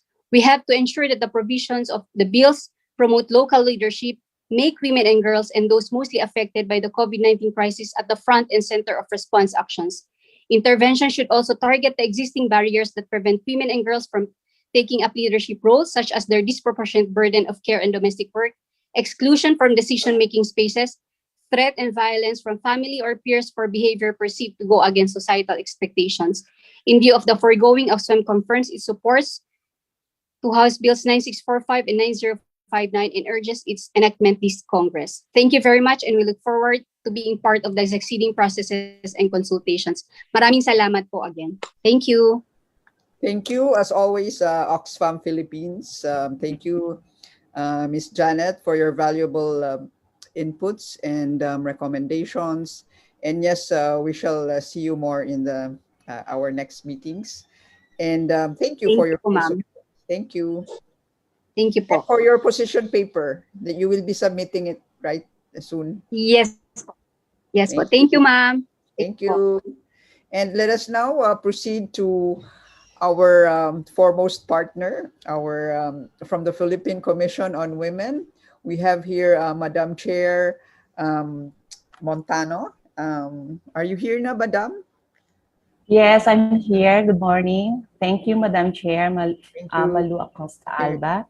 Sa lahat ng ating mga opisyales sa Committee on Gender and Women Equality, Comsec Joy, to all our resource persons, speakers, esteemed guests, good morning. Maayong buntag po sa ating lahat. The Philippines is grateful to the authors of House Bill number 9059, otherwise known as Gender Responsive and Inclusive Management of Pandemic of 2021. We commend them for championing the causes of women by pushing for a law that would ensure that government initiatives and programs, given the present situation, will be gender responsive.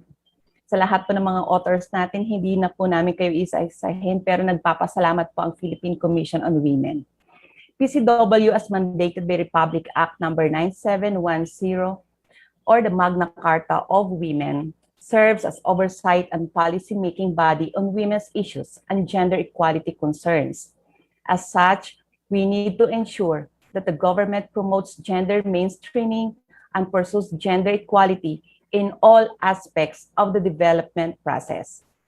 In fact, the COVID-19 pandemic has reminded us that we should look at the situation through a gender lens. Since March of 2020, various women and gender issues have emerged, such as a surge of gender-based violence cases, lack, if not limited access to complaint and service facilities due to the limited mobility imposed during the lockdown.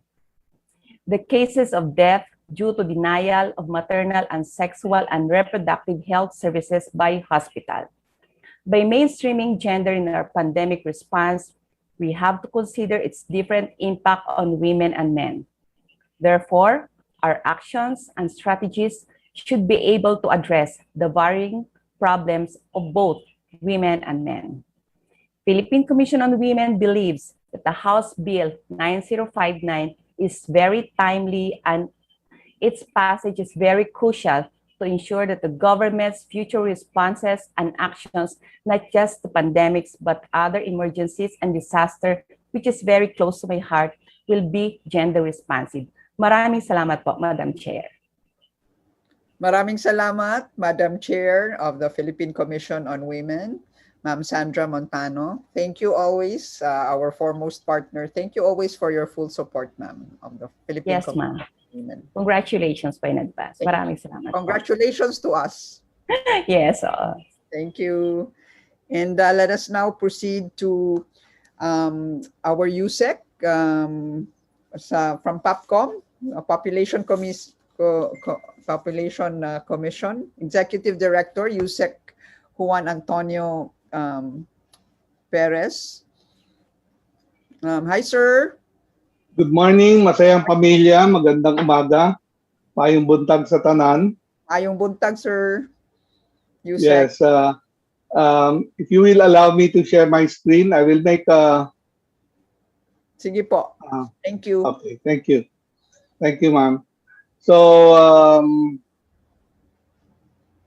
I will just... can I be allowed to share my screen rather than the secretariat? Because I made some changes. Thank you. Thank you.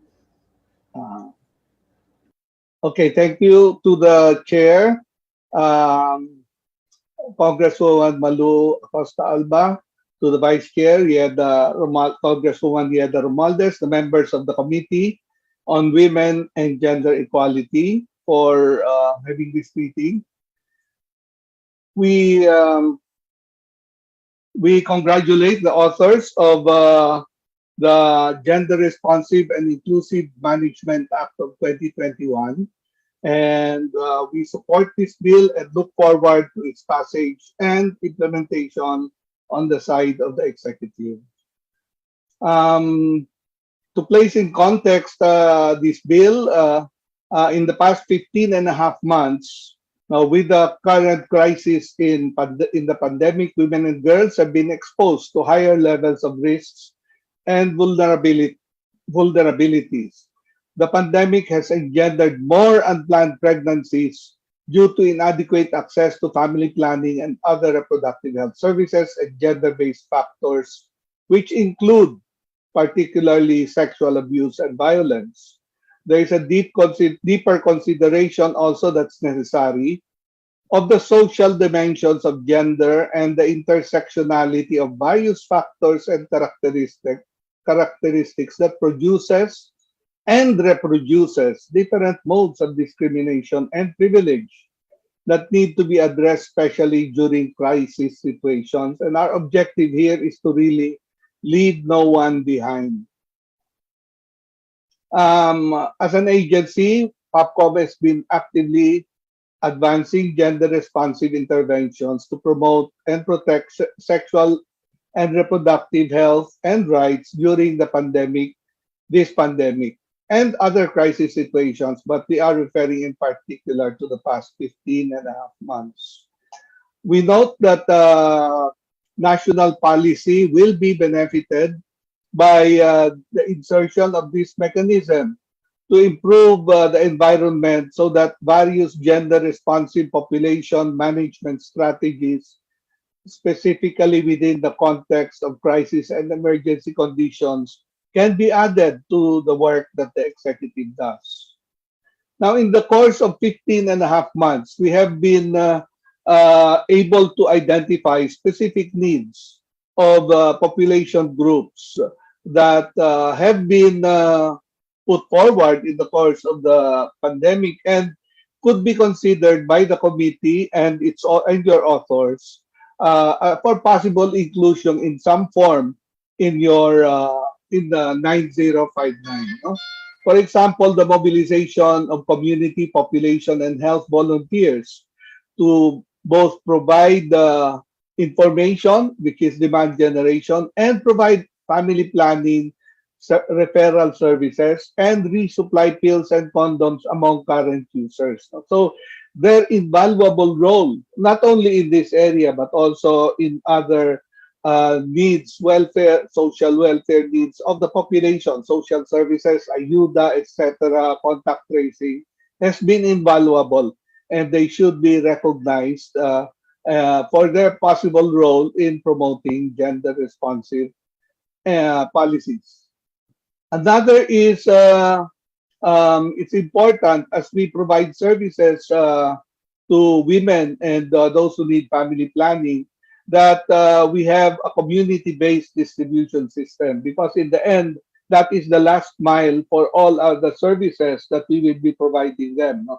So a functional community-based system will ensure access, particularly among women who may have less mobility during community quarantine.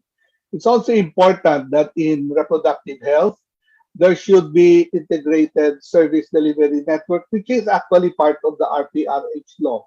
And it should be even further institutionalized and made functional during pandemics, but also in the light of, for example, the Mandana's provision, which will be Mandana's ruling, which will be an opportunity for LGUs to truly put up service delivery networks for reproductive health and other needs of women and girls. It has been noted that hotlines have been and other internet-based facility mechanisms have become important to reach out with information and referral to not only for sexual reproductive health, family planning, but also gender-based violence, no? To be able to refer these instances when they happen. And the hotline, as I said, will cover family planning, reproductive health, gender-based violence, as well as the establishment also of a community or barangay-based demographic information system. This should complement the current initiatives Congress has put forward, like the CDMS law and the barangay registry that the local government provides. But this should now also cover migration, itong barangay-based information system. So we have a real-time information on the community and its needs at any time. No, not only in times when there is no pandemic or disaster, but also in normal times. So local chief executives, local governments can deliver needed services to their community. It's also important that policies with regard to prevention of teen pregnancies, especially among minors, be provided. And we are truly grateful that the President has signed EO 141, making teen pregnancy a national priority, and we will typically pregnancy among minors and very young adolescents. These are the ones that are in particular increasing. And we hope that on the legislative side, the gaps that still remain in the provision of services, reproductive health services, family planning services for minors can be addressed by the House of Representatives in particular. And of course, promotion of sexual and reproductive health services and their rights, particularly family planning during any pandemic.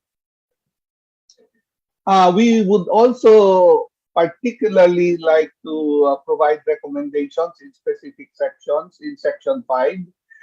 When you define terms, if you could add to at-risk and individual groups, the inclusion of minors or those populations below 18 years and adolescents of the same population, 10 to 19, as vulnerable or at-risk individuals and groups. On the definition terms also, or letter E, essential services, we recommend that health and social services be defined separately, since health services normally cover primary health care services, which can be medicines, inpatient, outpatient care, prenatal vaccines, hygiene kits, while social services include pensions, retirement benefits under indigent support, Pantawid Pamilya, and social protection. Now, family planning and reproductive health services as defined by the RPRH law are really 12 elements of services that may be defined uniquely, since they are a combination of health and social services. That way, there will not be neglected. Sexual reproductive health services cannot be neglected by implementing agencies as they are defined in this way. With regard to Section 10, we would like to ask that the availability and continuity of reproductive health services and essential services packages for women and girls of all ages be considered. No? And this is particularly to address the lack of services for minors during pandemic and other difficult situations, internal displacement, etc.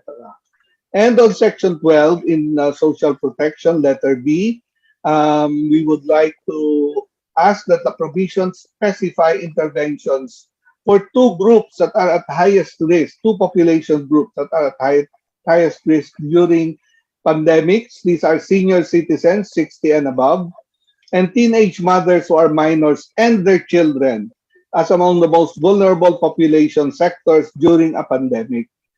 On Section 17, when we talk about women migrant workers, while we understand that this section really covers international migration, we know that in this country, internal migration is affecting more than 50% of the population in the last 5 years. People have moved. And we know that when internal migration happens, it is women that are who primarily move. No? And we know that the migration experience in this country is not always successful. As a matter of fact, uh, 1 out of 4 migrants in this country do not succeed in their migration experience. They end up being, a part of the population in urban areas that are uh, part of the poorest 20% of the population. So migration can be a difficult experience if it's rural to urban. And now that we are also having Balik Probinsya, Balik Bagong Pag-asa program, we also need to look at the experience of internal migration of women and girls when they are returned, if they opt to return back to the provinces. And we must ensure that they are properly gender responsiveness is properly included in in this program. And in the implementing rules and regulations, we recommend that PCW as the lead agency should look at research institutions such as the IDS, UPPI, the RDF in the UP Population Institute in order to craft evidence-based interventions. Actually, we would support, if possible, the regional strengthening of the Commission on Women, since they do not have regional offices, no?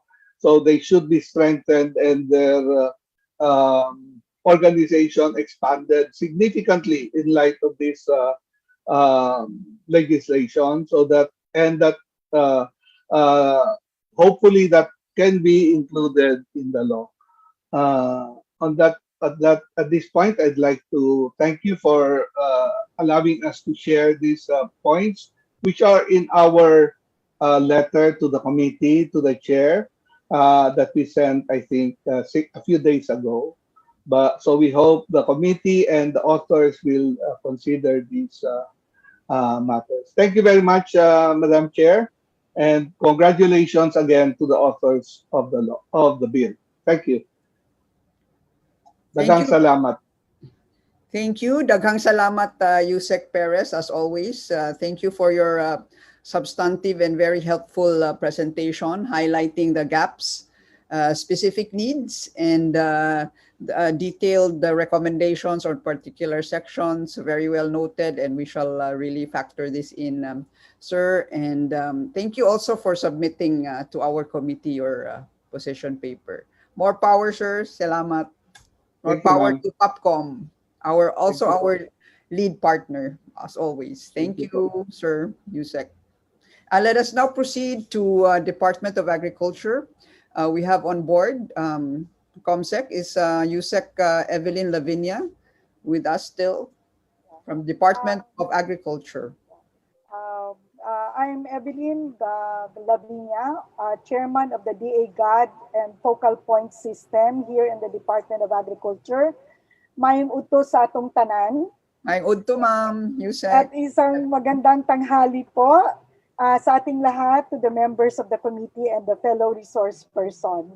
So on behalf of Secretary William Dar, we wish to thank this committee chaired by Representative Maria Lourdes Acosta Alba for giving us the opportunity to be part of this hearing. At the time we most need great movers and decision makers to ease the threat of the COVID crisis to the country's food system and general socio-economic well-being, it is mission critical to engage more women into agriculture and other industries and help them reap the full rewards of their work. It is time we increase our efforts in breaking down the barriers that discourage women into agriculture and other career paths. On our part, we at the Department of Agriculture, through our GAD focal system, will continue to lend full support to achieving the goals and implementing the programs and initiatives of the Philippine Commission on Women. In fact, true to the spirit and intent of the Commission, as well as the 1995 Beijing Platform for Action and other international commitment on the empowerment of women, we have formed last year the Gender Equality and Social Inclusion Committee, or the GESI Committee, with the objective of formulating more policies, programs, and projects centering on the gender inclusivity and development, which is why we welcome and support the passage of House Bill 9059, chaired by Chairperson Alba and et al., and also 9465 by Representative Villapuerte, which promote women's economic empowerment and rights through the gender responsive governance and also for legal covenants that the country has entered into, such as the Convention on the Elimination of all the forms of discriminations against women, and also the Beijing Platform for Action and the Agenda of the Sustainable Development of 2030, among others. At this point, allow us to share our comments and suggestions on these proposed measures.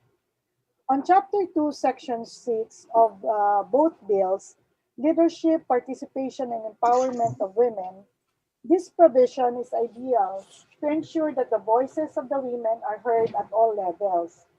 On having the Philippine Commission on Women's membership at all levels, this might be difficult to do considering the present situation where the PCW has limited staff.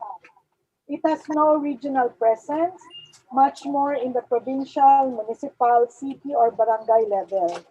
If this House bill will be enacted, there will be need to expand the organizational structure of our PCW.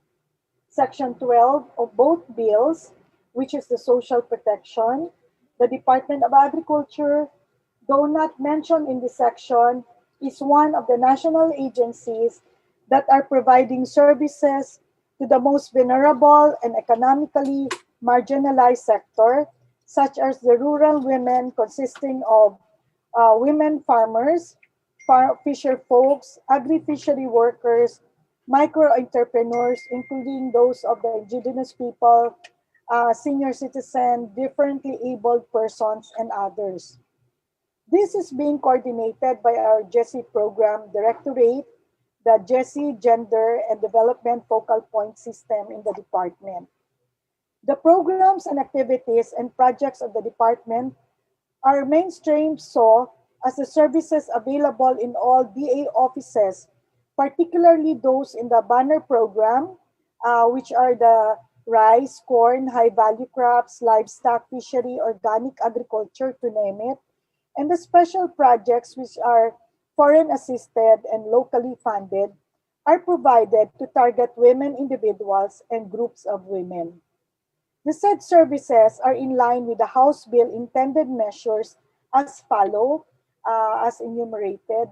A, access to sustainable livelihood and employment. B, safety net, cash, and intervention, such as on the given under Rice Competitiveness Enhancement Fund, and also with the letter E, access to opportunities such as training and seminars pertinent to their capacity to sustain themselves.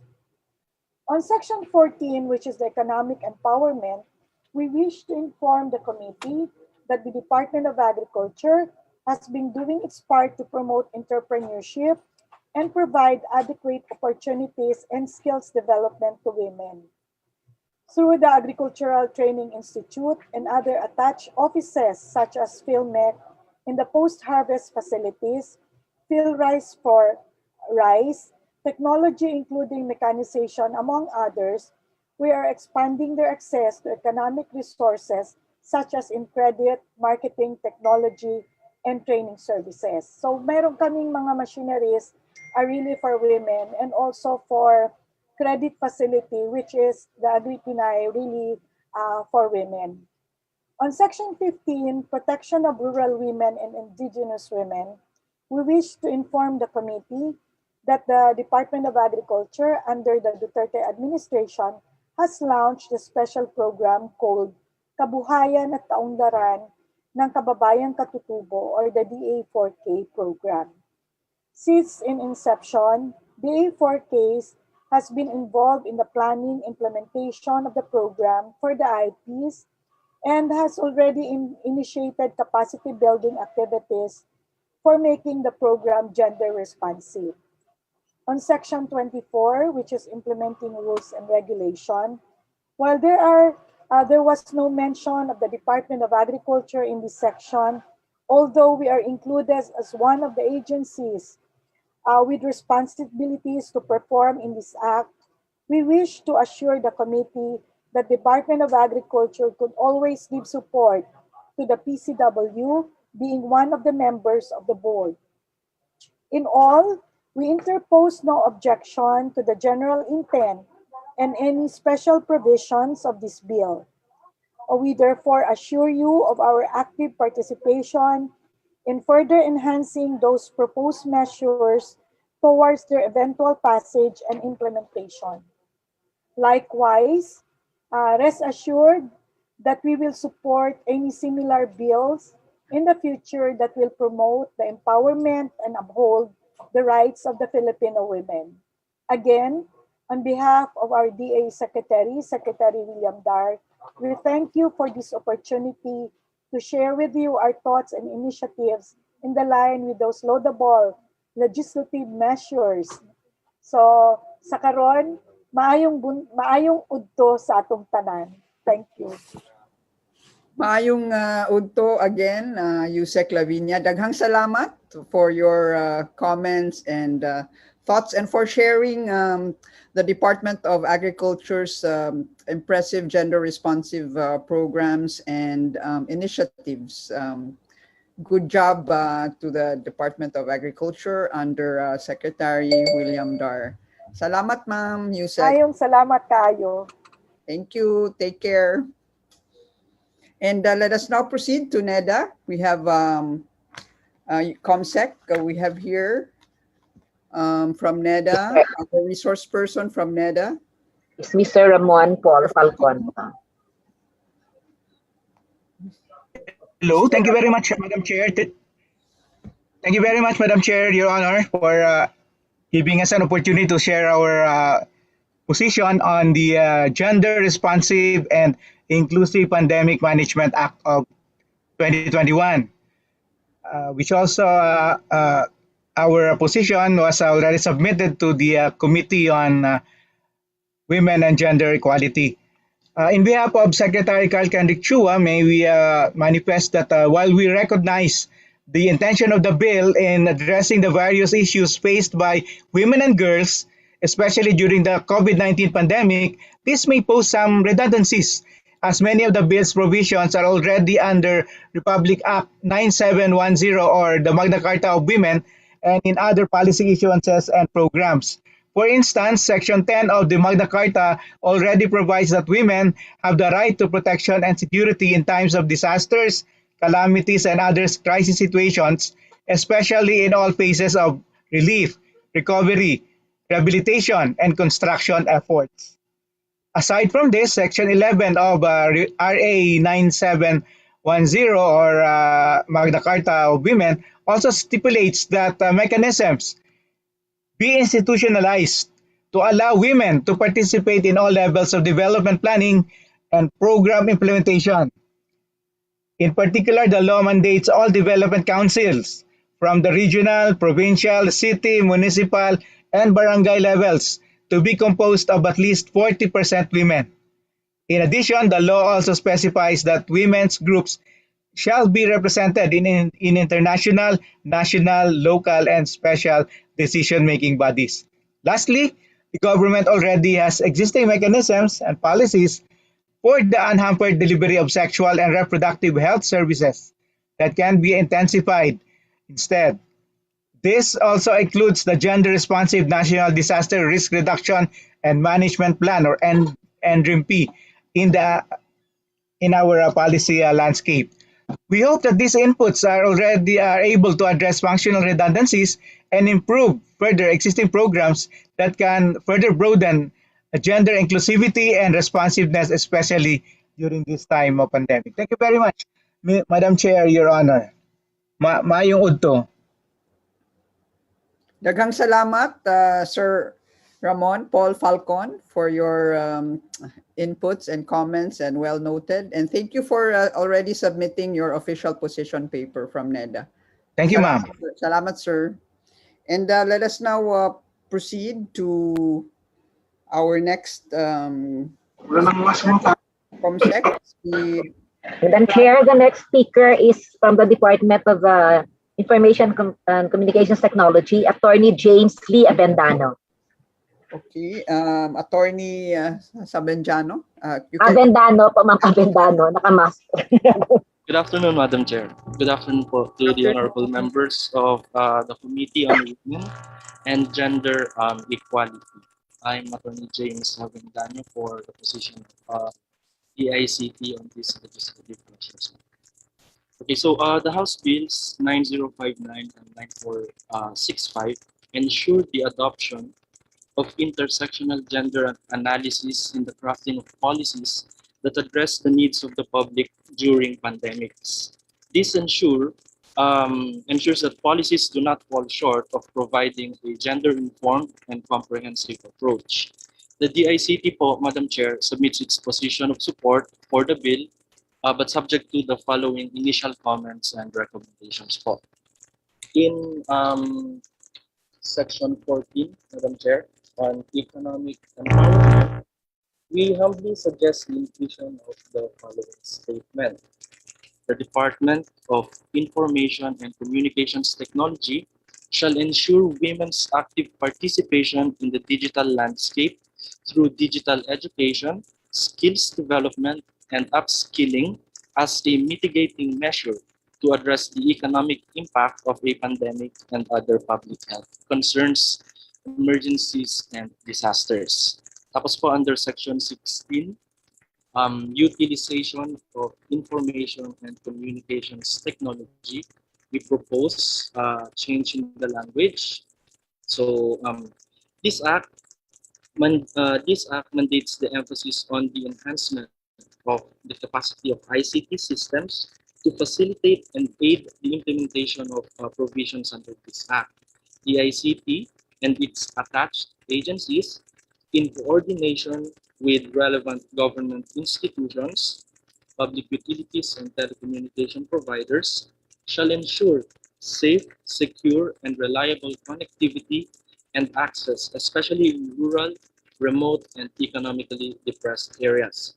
The DICT shall establish public access centers to increase access of women and vulnerable sectors in remote areas to ICT.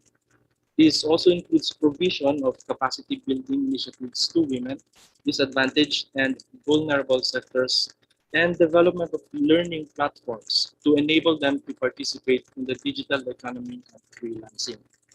The DICT shall also develop systems and applications that will facilitate the implementation, monitoring, and evaluation of the provision provided by this Act. Madam Chair, we will be submitting our official and more comprehensive position paper once we have gotten the approval of our principals, Madam Chair. Thank you very much, po. Thank you very much, sir, from the ICT, Sir James. No? And we look forward to your official position paper. Yes, thank you. And ComSec, sinong next? We have... So the Civil Defense, ma'am. The next speaker will be from the Office of Civil Defense, Mr. Manuel Rivera Jr. Okay, from OCD, Sir Manuel Rivera. Yes, the floor. Udto, Madam Chair. Udto po, thank you, sir. Members of this committee and the other resource persons. On behalf of USEC Ricardo B. Halad, the OCD Administrator, the Office of Civil Defense would like to thank the Honorable House Committee on Women and Gender and Equality, led by its chairperson, Representative Maria Lourdes Acosta Alba, for its invitation in this very important meeting. At the outset, may I convey to this committee that the Office of Civil Defense interposes no objection and fully supports House Bills number 9059 and 9465. We welcome the same as a firm measure to acknowledge the rights of women, uphold gender equality and sensitivity, and ensure gender responsiveness in all our policies, especially on pandemic and other disasters. The passage of a law on gender responsive and inclusive pandemic management will complement the existing COVID-19 and even other DRM-related policies by further strengthening our current systems in dealing with public health emergencies. In disaster risk reduction management parlance, the OCD and the responsive disaster risk reduction and management climate change adaptation programs. In fact, pursuant to RA 10121, the Philippine DRM Act of 2010, it is a policy of the state to ensure that the DRM and CCA measures are gender responsive. We are pleased to inform this honorable committee that the NDRRMC has recently adopted the updated National Disaster Risk Reduction and Management Plan, or NDRRMP 2020-2030, last October 2020. In the development of this national plan, we followed the whole of society approach, which ensured that all key sectors and areas, including genders, are addressed. We have acknowledged that that addressing the persistent gender gaps in DRRM is fundamental in resilience building. The plan likewise considered the need to recognize and foster women's and girls' leadership, empowerment, and engagement in decision-making, design, planning, budgeting, implementation, and monitoring of gender-responsive and inclusive national and local DRM plans. We have identified the need for interconnected actions such as building knowledge and skills, changing attitudes and beliefs, and promoting inclusive governance as a key to overcoming the systemic barriers to inclusion. Relatedly, these bills, once passed into law, will strengthen the implementation of the National DRM Plan, particularly its action plans outcome number 2, implemented risk-centered national, subnational, and sectoral policies, plans, and budget. Outcome number 12, implemented comprehensive and mutually reinforcing national and local preparedness and response plans, policies, and systems.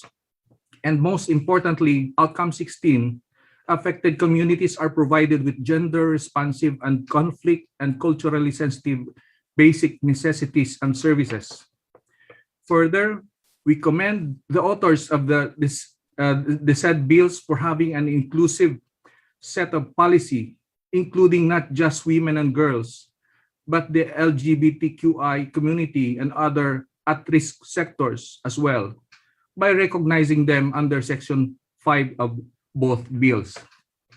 Finally, may we respectfully recommend enhancement under Chapter 3, Section 19 of both bills, considering that since the Philippine Commission on Women, or PCW, is already a member of the National DRM Council, hence we respectfully suggest that the proposed task force shall now be under the auspices of the NDRRMC, where a committee may be led by the PCW in coming up with the National Preparedness and Response Program to address gender-differentiated needs of women during pandemic and other disasters.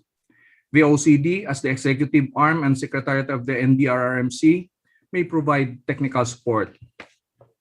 And to end, the OCD will submit its official position paper once signed by our administrator. Madam Chair, thank you. Thank you very much, Sir Attorney Mr. Manuel Rivera of the Office of Civil Defense. We shall look forward to your official position paper.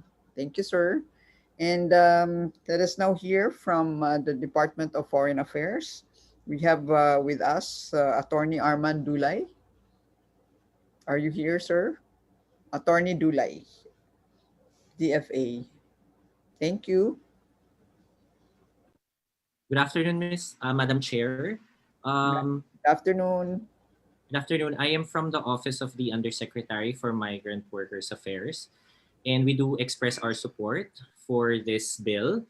UMO has relentlessly spearheaded and facilitated the repatriation efforts of our distressed overseas Filipinos, especially which started during the pandemic.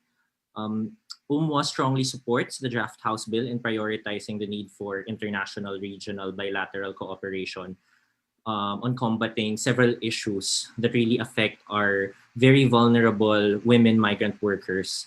And we also advocate for the drafting of appropriate bilateral labor agreements on overseas deployment, considering the new normal as a long-term solution. We would be more than happy to answer questions of this honorable committee. Thank you very much, ma'am. Thank you, Attorney Dulay. Have you already submitted your official position paper? I believe we have prepared it, ma'am, and I understand we have submitted it already. I will verify also. Thank you. And we hope to see you soon again in one of our meetings for your further inputs. And definitely, ma'am. Yes, thank you very much. And let us hear now from TESDA, Attorney K. Martinez, COMSEC. Attorney Martinez. Good morning, ma'am. Good morning, everyone. I am Attorney K. Martinez from TESDA Legal Division.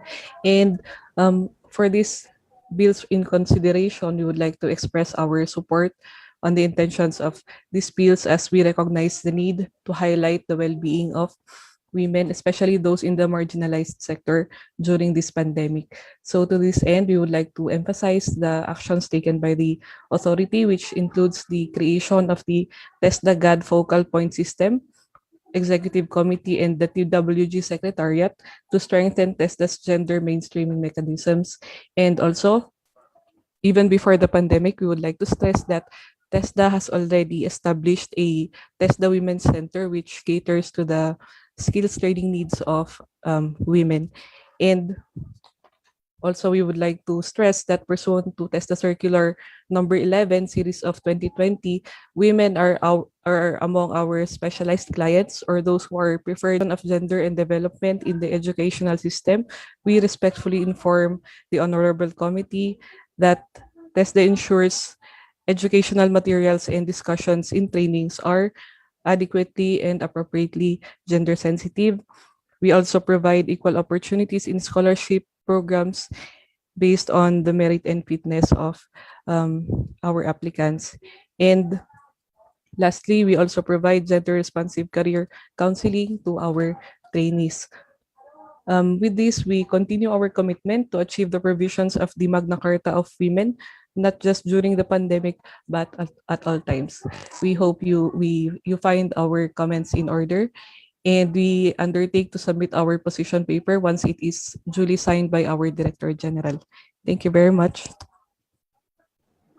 Thank you, Attorney K, and we look forward to your official position paper. And thank you for your support, TESDA. And let us now hear from the Commission on Filipinos Overseas. Right, COMSEC? Sir Michael Apatad. Yes, ma'am. Madam Chair, members of the committee, representatives from various government and non-government agencies, a pleasant day for 1959.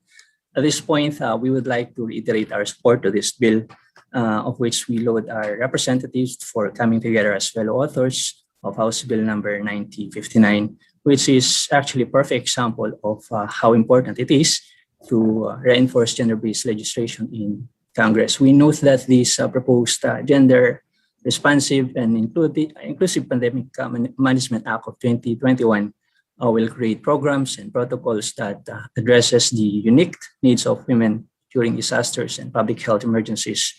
We also commend the bill for its inclusiveness, as it also takes into consideration the unique situation faced by our women migrant workers and of our migrants, as it prescribes for a set of specific protective measures to protect them and their children. Hence, we fully support the immediate passage of this vital piece of legislation, as we sadly note that throughout the pandemic, women have faced challenges such as decreased economic opportunities, gender-based violence, inadequate access to justice and services, decreased unpaid care work, labor-related issues, and compounded sexual and reproductive health risks.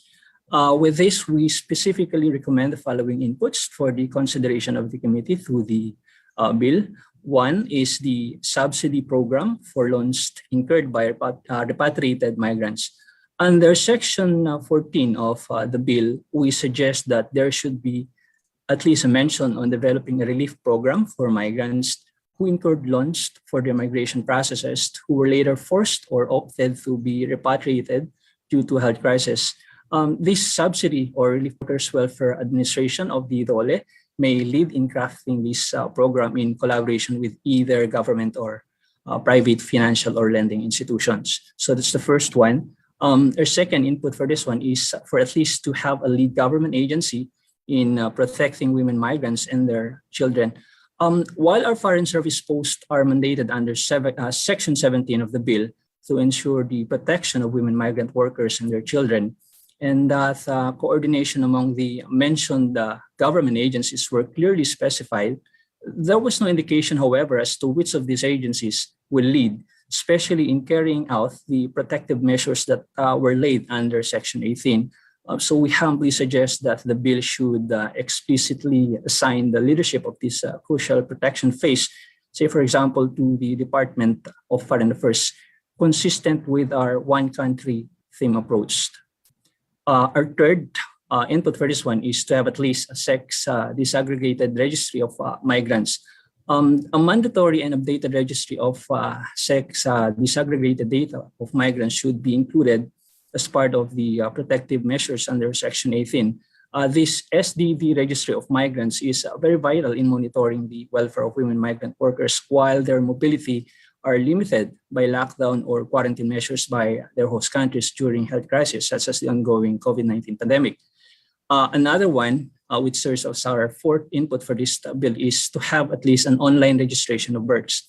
Now, one of the challenges that surfaced during the COVID-19 pandemic is the registration of births either locally or overseas. Now, while a system has been in place for civil registration, the potential of information and communication technology should be harnessed through development of an online registration of birth. The inclusion of this system in the bill is important actually in averting newborns from facing possible exclusion from essential services such as healthcare, among others.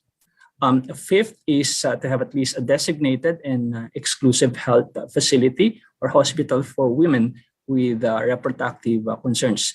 The bill may include an immediate identification by the Department of Health of a designated hospital or health facility in every province or region that will accommodate only to women with reproductive health concerns. Now, this will prevent them actually from exposure to other communicable diseases. And the sixth, our last input for this bill is for an unhampered accessibility of young girls to education.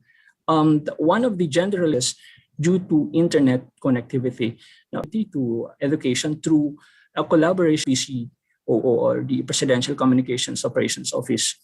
This will also facilitate regular evaluation on their changing needs and plan for strategies to remove barriers to connectivity and expand access to education. So those are actually our six women's role in battling the pandemic, as well as, of course, in confronting gender issues worsened by the health crisis. With this, we hope that our recommendations be considered by the committee. With that, we thank you, Madam Chair, and let's all keep safe. Thank you. Thank you, Mr. Michael Apatad. Thank you for voicing all your inputs, which I believe are also reflected in your position paper that you have submitted already to our office committee. So thank you also for that. Yeah, thank you also for that.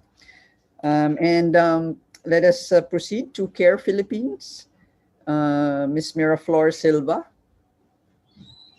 Are you still here, ma'am? Miraflor Silva of CARE Philippines. Thank you.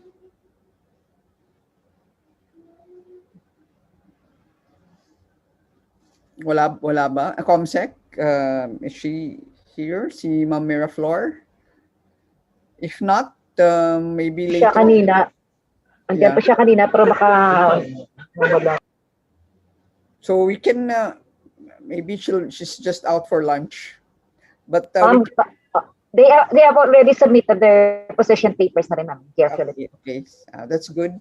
So we can now hear from the Center for Migrant Advocacy from Irene Abano. Irene Abano. Narito po. Thank you po for... Ma'am Irene.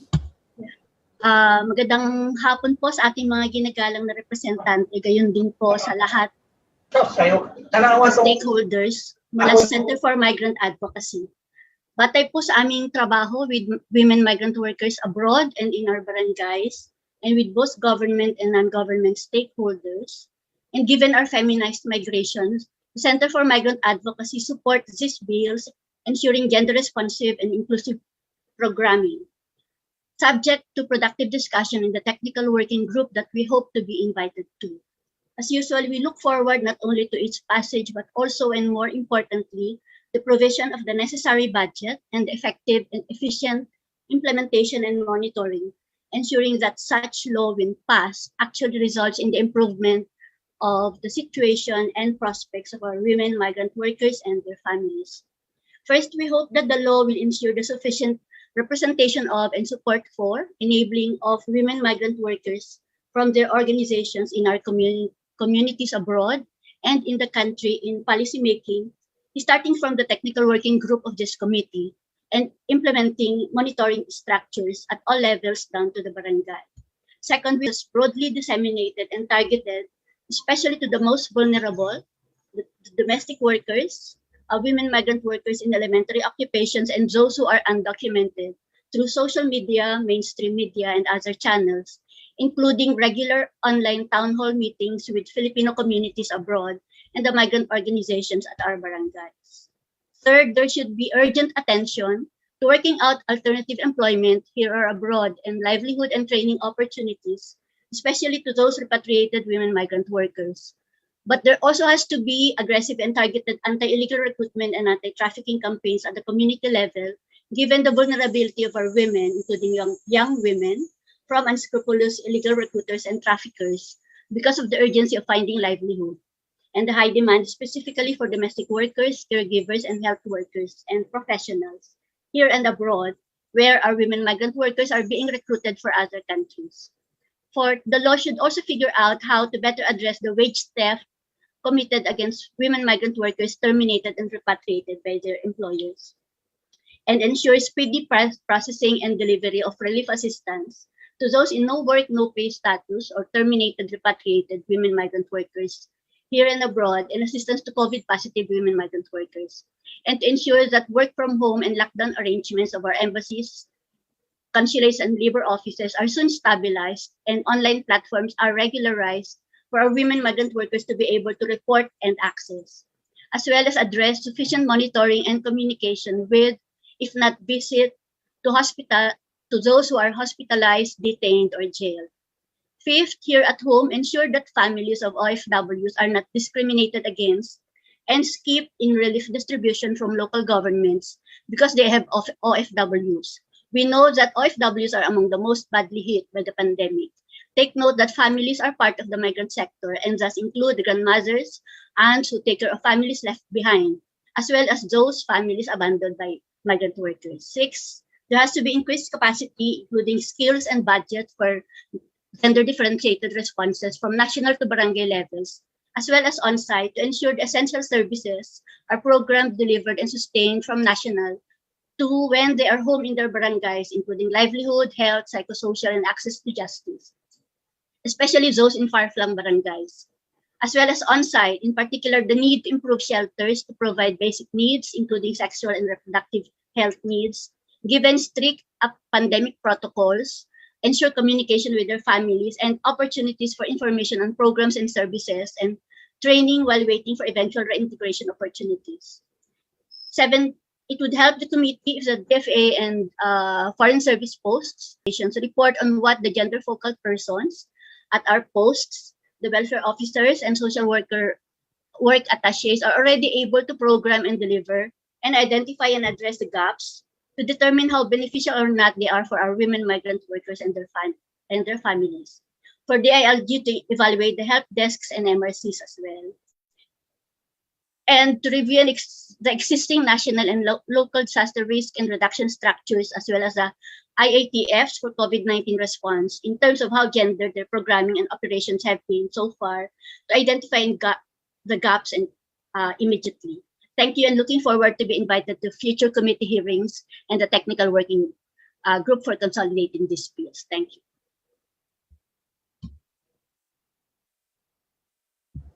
Thank you, Ms. Irene of the Center for Migrant Advocacy. I believe you also have submitted, ma'am, your position paper to our committee. Thank you for your inputs and comments. Okay.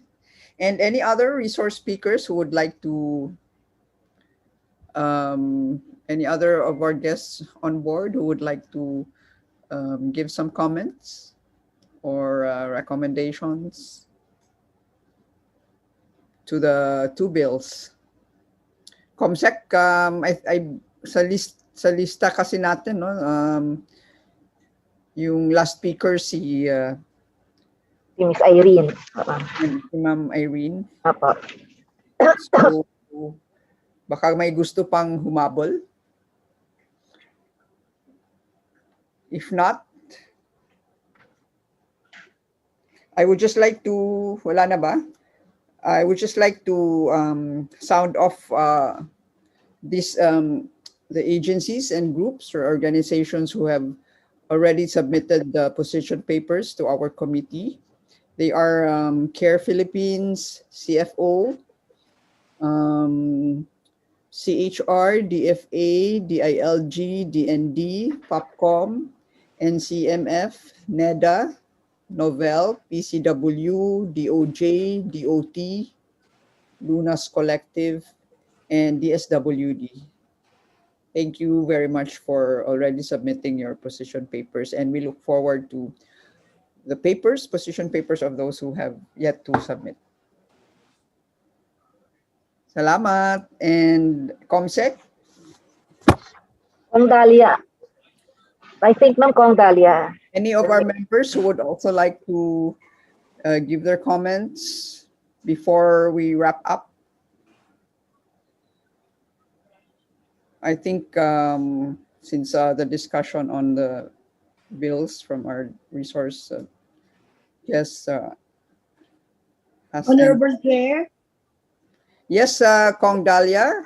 Hearing the manifestations, different recommendations, and support of all the members present and the resource speaker, I move for the approval of the bill in principle, and instead of forming a technical working group, the Secretariat will come up with a draft bill in substitution of House Bills numbers 9059, 9465, incorporating therein the amendments and recommendations which will be presented for further consideration and approval by the body in the next committee hearing.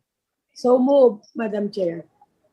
Thank you, Congresswoman Dalia Loyola. And is there any secondment or objection? Second, Madam Chair. I second the motion, Madam Chair. Okay, thank you, Vice Chair Yada and Rep. Sara Elago. So the twin motion to approve the bill in principle and to come up with a draft bill in substitution of the two House Bills number 9059 and 9465, incorporating therein the approved amendments and recommendations is approved. No? So we will have to discuss further the draft substitute bill in our next meeting. Thank you, Kong Dalia, Vice Chair Yada, and Kong Sara. And Madam Chair. Yes, Comsec? Or... Madam Chair, baka makalimutan po lang natin, ma'am. Could we ask also again, ma'am, Ms. Janelle of League of Municipalities to submit their position paper, including the Mandanas ruling, ma'am? Yes, Ms. Janelle, are you still here? Kindly submit your position paper on behalf of the League of Cities, no? League of Cities. And I think yung NCDA pala din nakasubmit na rin ng position paper. Thank you, NCDA. And thank you everyone for your support, no? Halos naman lahat our resource speakers and guests have largely manifested their support for the two bills, no? And then we just incorporate all the recommendations and suggestions. So with that, do we have a motion? Joy Pambunting, if she's around, just a motion. She has a motion po. Okay, hi Kong Joy. Wala na naman siguro. On board si Kong Joy. Madam Chair. Yes, I may just take. Sarah. Yes, thank you, Madam Chair. I'd just like to request Dole, since they mentioned earlier the push for the ratification of C-190 on ending violence and harassment in the workplace. May we be furnished a copy of the most recent developments on this regard, especially when are we expecting this very important ILO convention to be entered into force. Then for the CHR as our gender and development ombud, if they have a report on the request for investigations and complaints or the successes, accomplishments of their work so far, that would be a very good reference for us for the next or the continued deliberation of the draft substitute bill in this committee. Thank you, Madam Chair. Thank you, Kong Sarah. It's Dole still here. Very good. Let us follow up on that. No? Thank you, Madam Chair and Representative Sara Elago for taking interest in looking at how we are doing in so far as the ratification of Convention C-190, the violence and harassment in the world of work. We wish to inform the body that since its adoption, we have been very active in making the public aware of the contents of the C-190 through consultation with various stakeholders. The Institute for Labor Studies has also came up with a gap analysis insofar as our readiness as to the ratification of the convention. We will furnish you a copy of this gap analysis. And this was already presented to the public last January 2021 through a national tripartite e-forum, and we invited all employers group, workers group, trade unions, as well as other stakeholders. For the third quarter, we are planning to disseminate information, education, communication materials in partnership with ILO. They will provide the funding support for this so that we will heighten the awareness of C-190 and perhaps translate this C-190 into the vernacular. And we are hoping really and praying that after another round of consultation by sector or per issue, we will be able to submit to the Department of Foreign Affairs the supporting documents towards the ratification of Convention 190. Thank you, Madam Chair.